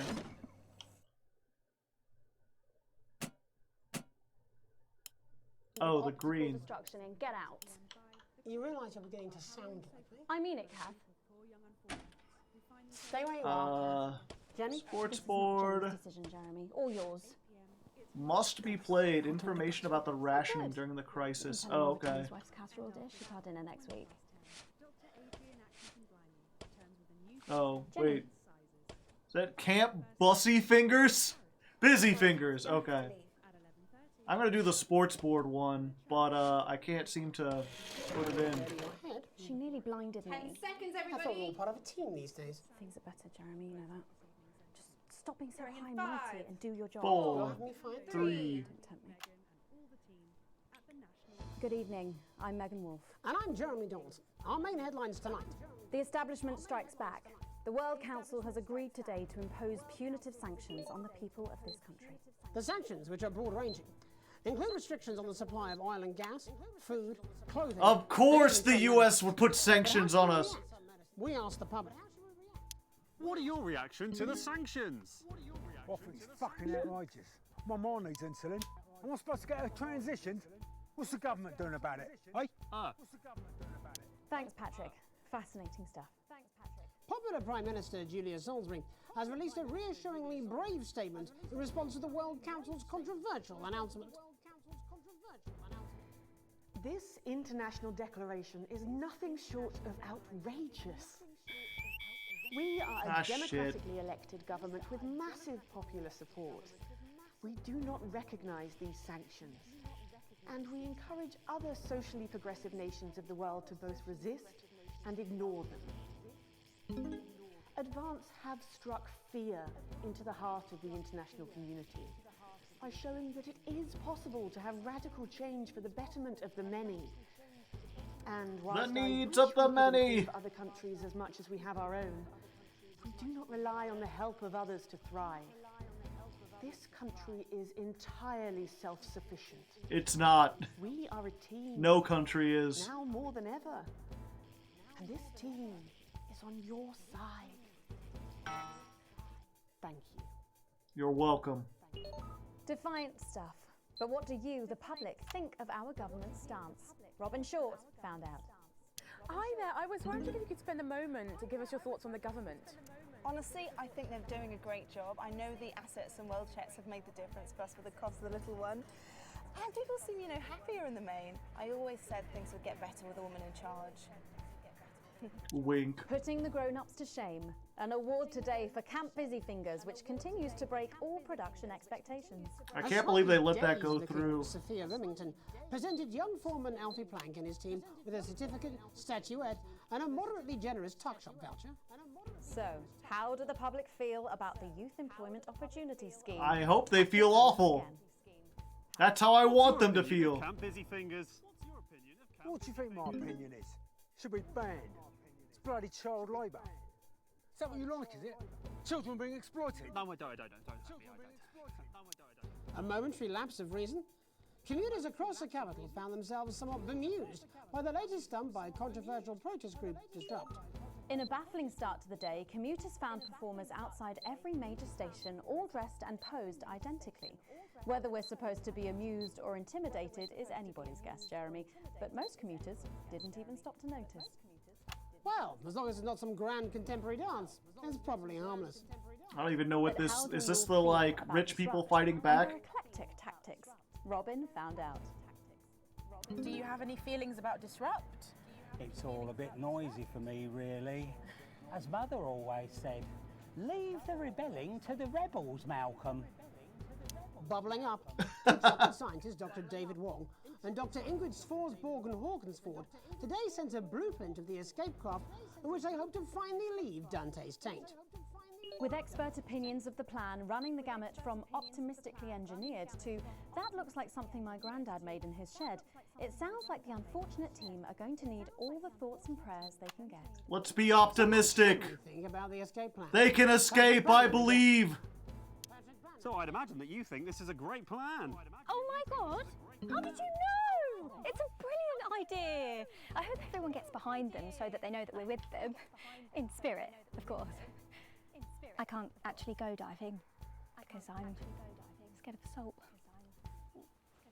Gotta watch out for that salt. Very deadly. Applications finally open today for the new advanced team membership cards. a scheme by the government to allow fast access to all the new public services being introduced daily. The team membership cards are entirely voluntary, but will be recognised as legal identification by all major organisations, including the police, banks, and, vitally, pubs and bars. We seriously need that in real life. It all seems to Some kind of identification would be very But nice. most importantly, what should you, the public, think about the new team membership cards? Team membership cards. Oh, yeah, fantastic. I'm applying today. I mean, why wouldn't you? What are these protesters doing? They don't want us to know who their names are. Besides, have you seen the savings you can get? I'm getting one for the little one as well. Oh, how adorable. ID cards, let's You're a go. little team member, aren't you? Yes. He smiled. He smiled. And finally tonight, back of the net, popular sports personality Johnny Hamsleeves and his fiancée Tiffany Lamore was spotted out today doing a little shopping for what many are already calling the greatest wedding ever. We can only assume that Tiffany's latest show... I don't care, so the public won't care. I will say it's interesting to have them switch to this. Before it was like a good or a bad picture, and now it's like specifically trying to go to their emotions, you know? Manipulative. Wise words. I don't really care, love. In a bit of a switcheroo, it'll be Jeremy in the culture chair, My spitting spirit rhymes with animal. popular rapper Jay Zus. And then we'll both be chatting with a familiar team of thespians set to take the nation by storm again. That's all coming up on tonight's National Nightly News.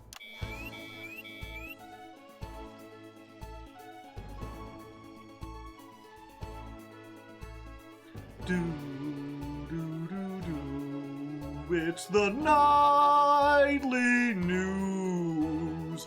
Jeremy's here, and he's got a co-host.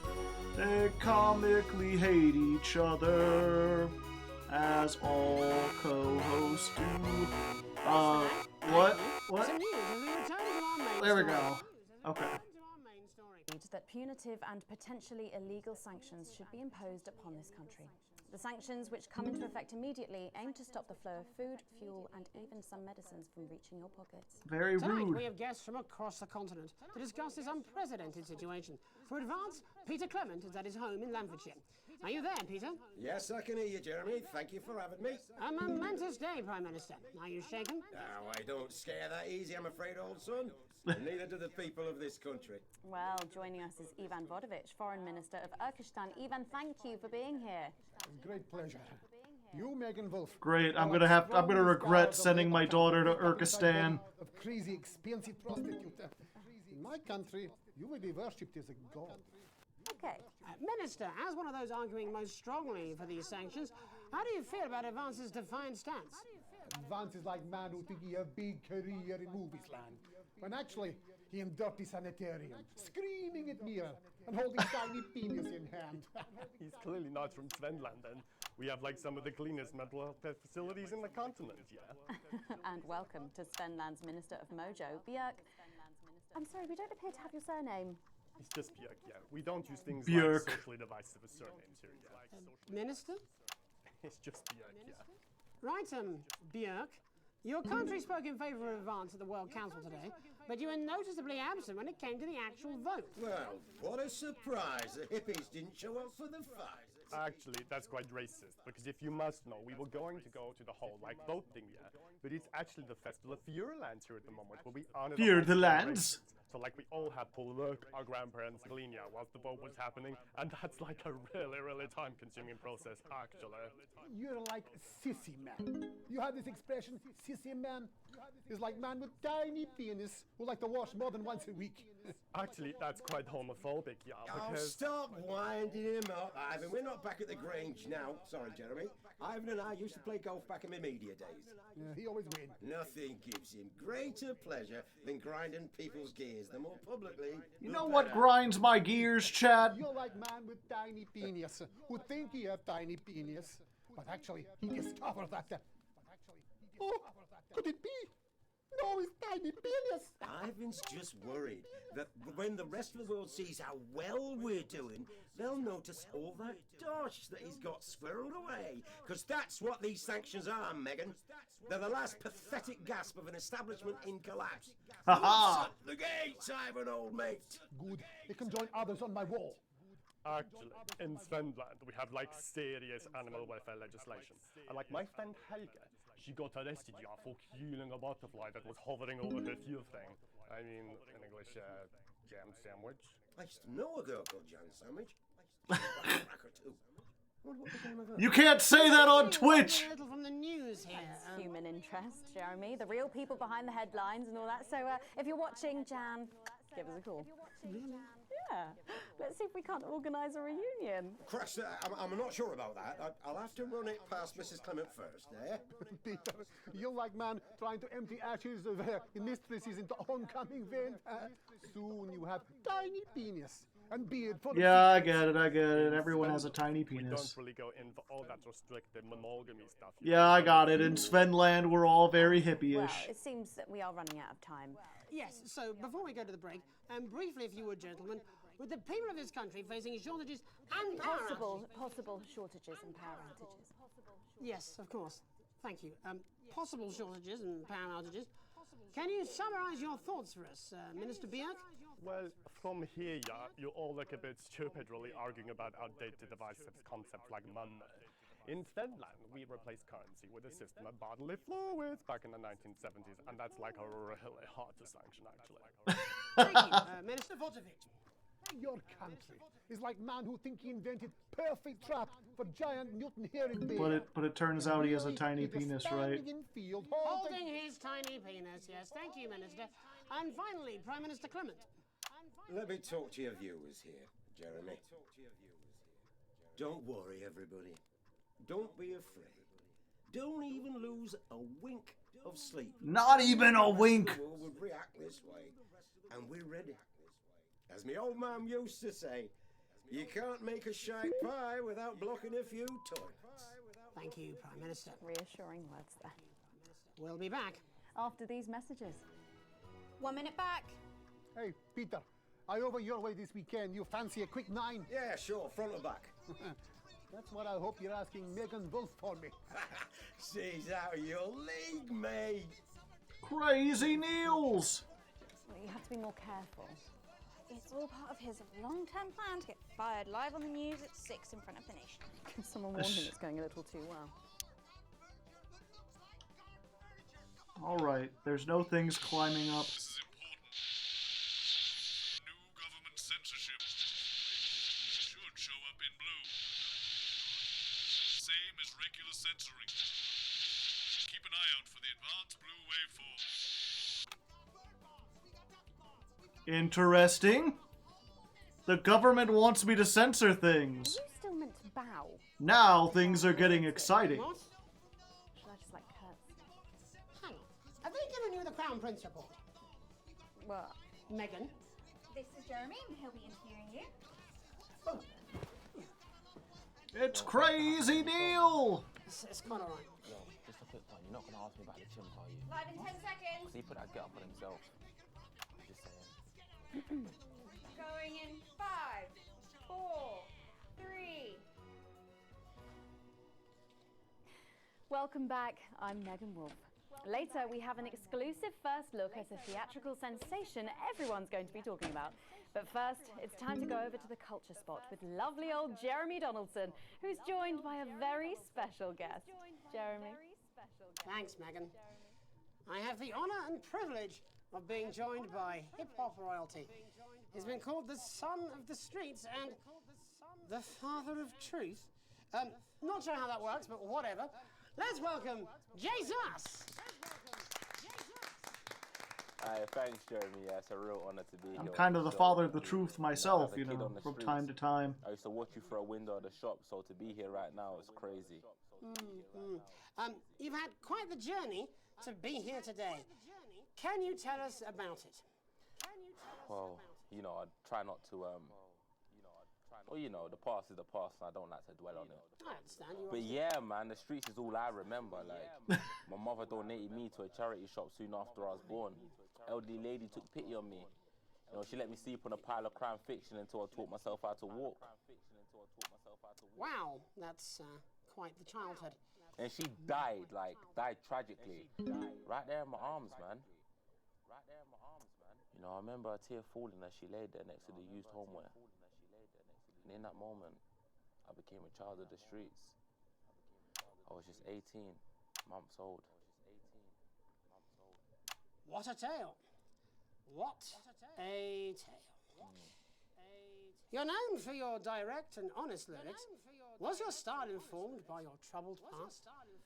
Oh, like I said, I try not to talk about anything but the streets. You know. It's just too hard. Of course.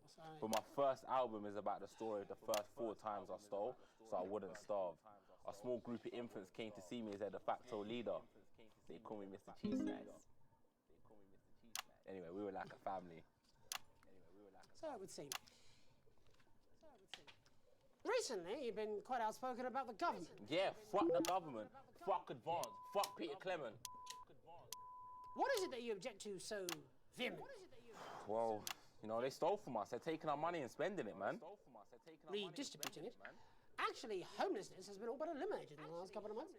So? What do you mean, so? Cause close to your heart? Yeah, nah, of course, man, very much so. I just mean, like, why do I have to pay for it, you know? You don't. People have been rehoused on property seized from the historically wealthy. And that couldn't have been you, could it?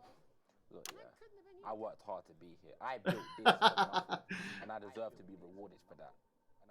Would you say you worked harder than, say, a farmer or a care worker? I don't know. It's only the historically wealthy. That wouldn't be you. You were raised on the streets, right? I don't, and no one can take that away from me. Not even to help, say, vulnerable children? Mr. Cheese Slice. What is it you're trying to say? I just don't understand where you've placed yourself politically. I mean, is it ideological or is it tactical? Well, it's more of Or like... maybe it's hereditary. Stop trying to tie me in knots with your words, Jeremy. I let the music speak for itself. And the people agree with me. Well, that remains to be seen. But you have given me a very easy segue out of a conversation that I promise you was much more painful for me than it was for you. So here he is with his hit song, Mrs. Ludlow's Tears. Oh no, I'm going to do something a little different. It's a new single I've been working on. Oh, so this is unapproved, is it? Yeah, you love it. Excellent. Don't worry, we've got a state-of-the-art censorship system. What's the worst that could happen? So here he is with a new song. Aren't we lucky? It's Jesus! First, you're gonna pay up. You're gonna pay back.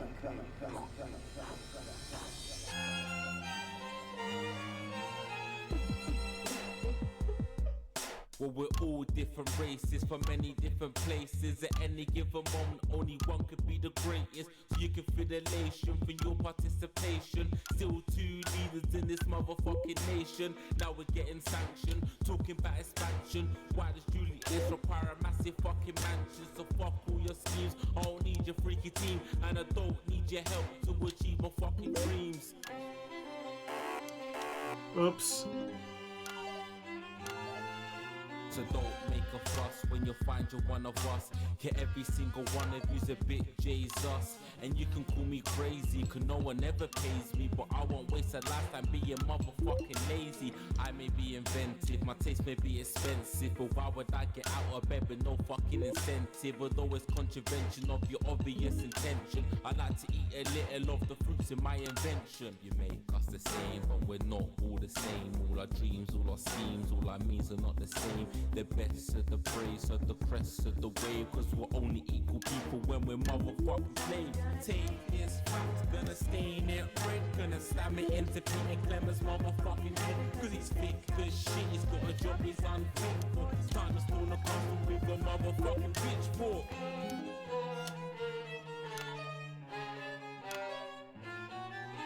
So this is for the snub ones, the push and the shove ones, the folks who feel the burden of their motherfucking loved ones who had plenty like a motherfucking Bentley, the ones who now finding that their bank accounts are empty, the ones of aspiration who had to flee a nation, the ones who built a business out of dreams of perspiration. There's all sorts of people, the good and the evil. It only takes a glance to see we're not all equal. You make us the same, but we're not all the same. All our dreams, all our schemes, all our means are not the same. And the best of the praise serve the crest of the ways, cause we're only equal people when we're motherfucking slaves. Gonna take this fact, gonna stain it red, gonna slam it into Peter Clemens' motherfucking head, cause he's thick as shit, he's got a job he's unfit for. Touch on the puzzle with a motherfucking pitchfork. Get out of your seats, get your asses in the streets, set a fire in the building, let them feel some fucking heat. Say you hate to go getters, no squealing bet letters, and burn them on the powers of advances fucking letters. Gonna take his facts, gonna stain it red, gonna slam it into Peter Clemens' motherfucking head, cause he's thick as shit, he's got a job he's unfit for. Time to pull the puzzle with a motherfucking pitchfork. Case that mean you don't need a fucking team, and advances little dances aren't as harmless as it seems, cause they're staying then you're angry, then your hearts and your minds and your fists to destruct. It's hard to keep up the things while the beat and the censorship. Here's us there with his new song. Thank you so much for joining us in the studio. I'm sorry. I may not agree with you, but I'd just like to offer you an apology. I've just been told that there was some kind of issue upstairs, and an attempt was made to censor some of your lyrics. What? Are you joking? I'd just like to say to you and everyone at home that this was a mistake. This is absolutely ridiculous. I cannot believe this. Here at the National Nightly News, we pride ourselves on remaining neutral. Hey, I didn't censor hardly any of the lyrics. Of any outside interference. You have my word. We will never censor ideas. Back to you, Megan. Well, a bit of dangerous language there, sorry about that. Well, thank you to little Jeremy Donaldson for providing our culture spot. Coming up, we'll be speaking to a couple of familiar faces about their upcoming dramatic outing. Don't go away, we'll be right back. Just a reminder, fixing that old VCR. Open a new tape. Fast ad break. No, this is ridiculous. Who do I complain to?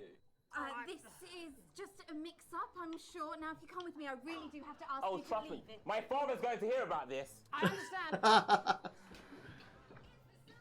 This is unbelievable, Megan. It's the sound of real sports board.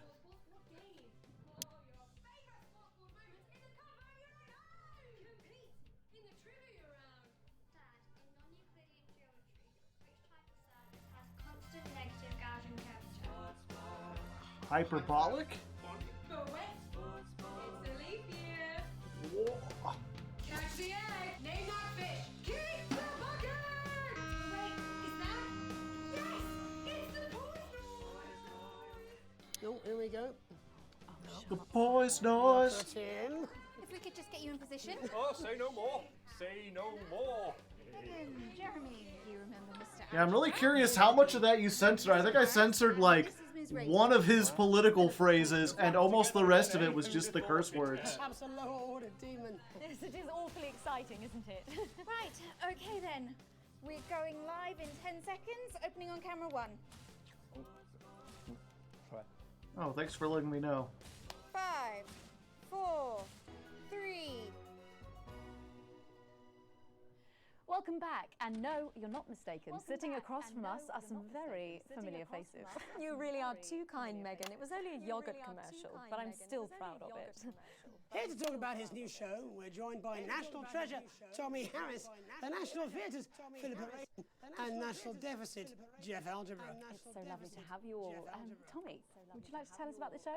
You know what? I'd bloody love to. It's about me. Oh yeah, it's those guys again. They were the ones who did the whole thing.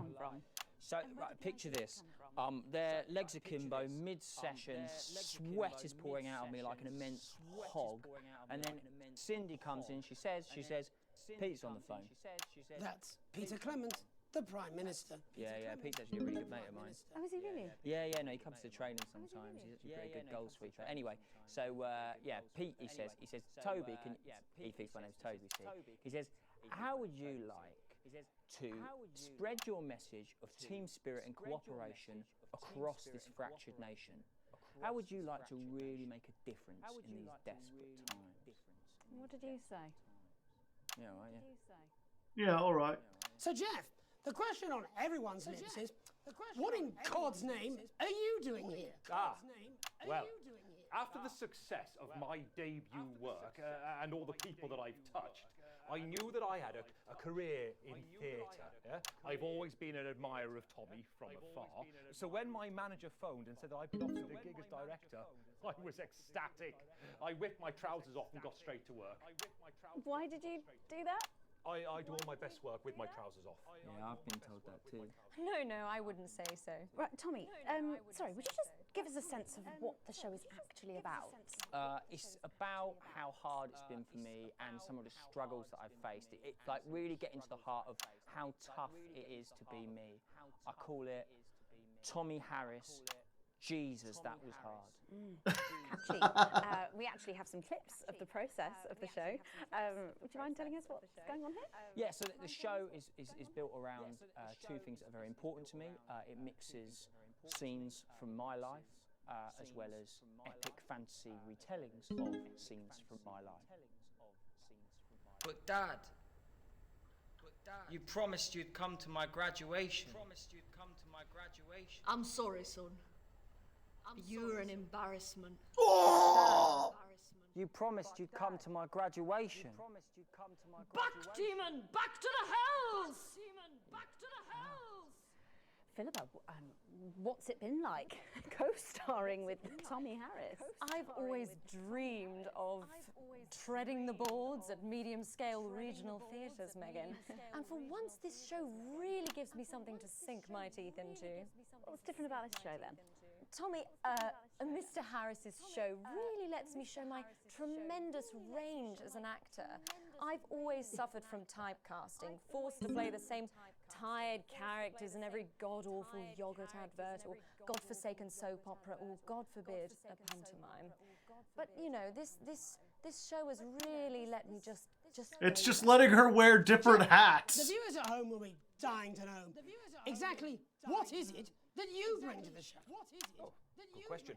I think these guys would agree with me when I say that it's my steady hand on the tiller, my arm round the shoulder approach that's really brought the production from strength to strength. Eating a potato? Absolutely right. Jeff's contributions are immeasurable. He was our rock. Can you give us a sneak peek of anything else that might be in the show? Yeah, all sorts, yeah. Yep. We've got lots of exclusive first-hand experiences of Tommy's time in the underground sports board scene. And some epic fantasy retellings of Tommy's time in the underground sports board scene.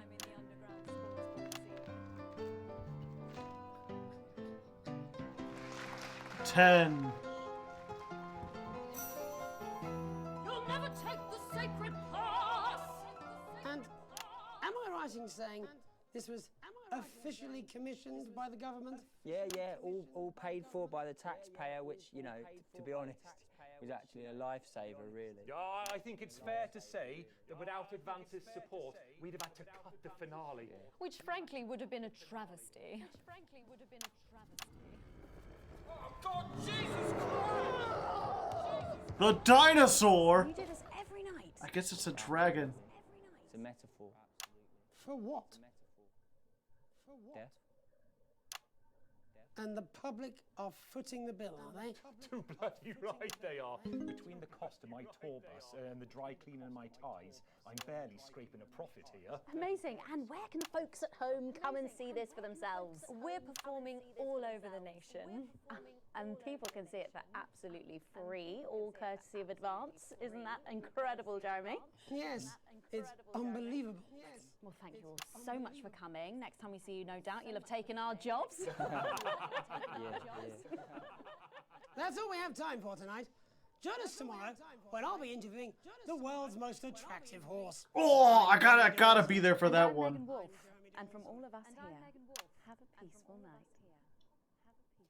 That's the ads. Let's get reset for tomorrow, please. Hey, we must stop bumping into each other like this, eh? This territory is changing fast, and that makes other countries uncomfortable. But that won't stop us.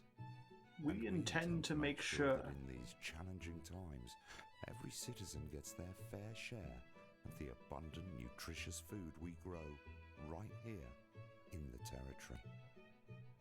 Your entitlements book will become... It's interesting how everyone has a British accent, but they're like using fake countries. For the week, every week, at one of our many new distribution centers. Everyone will get their fair share, and no one will be left behind. Left behind. Coming together to enjoy life and make wonderful memories. I love bubbles. Our international friends what's possible when we all pool our resources and... Okay, I get it. What? Why did I... Oh, I thought I was doing so much better. Every time I feel like I got this, it's like I do something that just like absolutely tanks it. Oh yeah, it was the interference. Okay. I remember. And then I guess this was... Advance was angered by the content that I... It's weird because he said there was an attempt to censor, but also I got a C because I didn't censor enough.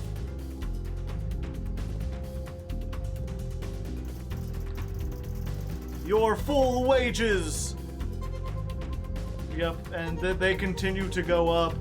I don't know, I almost feel bad. Maybe I should not be so biased towards Neil and run some of these other companies. But the one company does like child labor and stuff, and I don't want to advertise them. Yeah, also it is interesting to be like, you mean taxpayer money is funding this play? That like is admittedly bad, you know, it's not a very good play, but like, how much are they honestly spending on 3 people and some costumes? Interesting. Everything's going up. Oh, I should have saved and quit. 3.6 billion. Yeah, I mean, it's all about the amount. And you never know. You know, I don't think the art is worth it. Obviously, that other guy does it, but some people might. For now, though, I think it's been about 4 hours. I'm probably going to cut it here. We can continue this another time. If people are interested, if they'd like to see more, it really is one of those games where I like a lot of what it's doing. It's engaging to play. It's very interesting. Even if the commentary can be a bit on the head. Here, let's get back to the main menu here real quick. Fake country British accents is used a lot, especially in anime. And I'm Jeremy Dawes. Gotcha.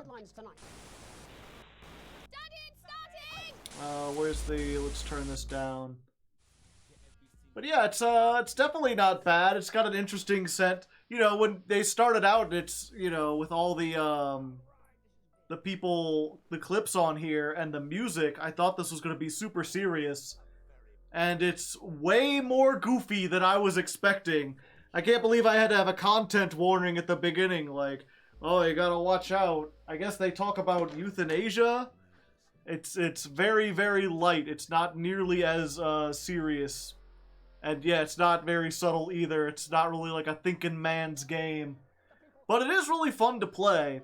It reminds me of one of my favorite games, which is Papers, Please. That game was a really good mix of like clearly trying to say something while also being really engaging to play. And this kind of fits that as well. Granted, the reason I love Papers, Please is because I actually like learned something about life from playing that. And so far, this is pretty base level. There's nothing particularly here that's like shocking me, but then again, I'm only on the first couple. And it appears as though there's like a whole lot of content. The campaign seems to be pretty long. Challenge room? Interference is coming. Okay, they've got a whole bunch of stuff. It gets more hardcore towards the end. Ah, okay. Yeah, so we'll see. At least at the moment, it's starting off pretty basic and pretty silly.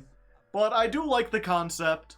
The only thing that, like Papers, Please, that I worry about is the fact that, trying to commentate over it, trying to make it like any kind of stream or let's play is very difficult because I'm trying to listen to the people say stuff. I don't want to talk over them so that you miss things.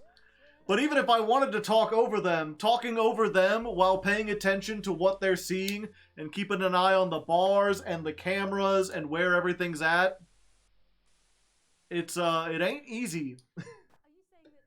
It takes a lot of attention, and it's like I can either fail the game or I can not pay attention to the story. Now, granted, they do obviously have the option there. I forget if I showed this on the thing. The accessibility, I think it might have. No, it was when you started it. There was a there was an option when you first started, and it was like, what difficulty do you want to play on? Yeah, I remember that. And that was shown. It's been 4 hours. You'll have to excuse me. It's like 4 a.m. here. But, yeah, at the very beginning, they had that option where it's like, you can just play story mode, where you don't have to worry about failing. Failing wouldn't be as bad if you didn't have to rewatch like 5 minutes of segments. Unfortunately, it's time-based. So, I don't know. Again, though, it was a fun experiment. I like to try it. Thank you to Uber Super Sloth for suggesting this. It was certainly interesting. I'd recommend it. You know, it's got a solid, so far, 6, maybe a 7 out of 10. I certainly enjoyed it. I think it'd be more fun to play on my own when I could pay attention more.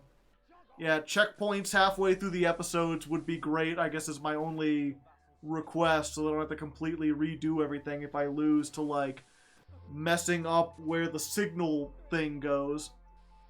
And, yeah, let me know if you'd like to see more of this again. Maybe Uber will request more when they get a chance. Maybe it'll be really popular and I'll do it again. I feel like I'm not adding much with commentary, but maybe you just want to see it anyway, and I'll just be over on the side occasionally making funny jokes and talking about the segments in between. For now, though, I'm going to go ahead and get going. Thank you all for watching. Thank you, chat. And until next time, good luck and have fun. I pointed to the microphone. That's how you know I'm tired. I needed to point to the camera.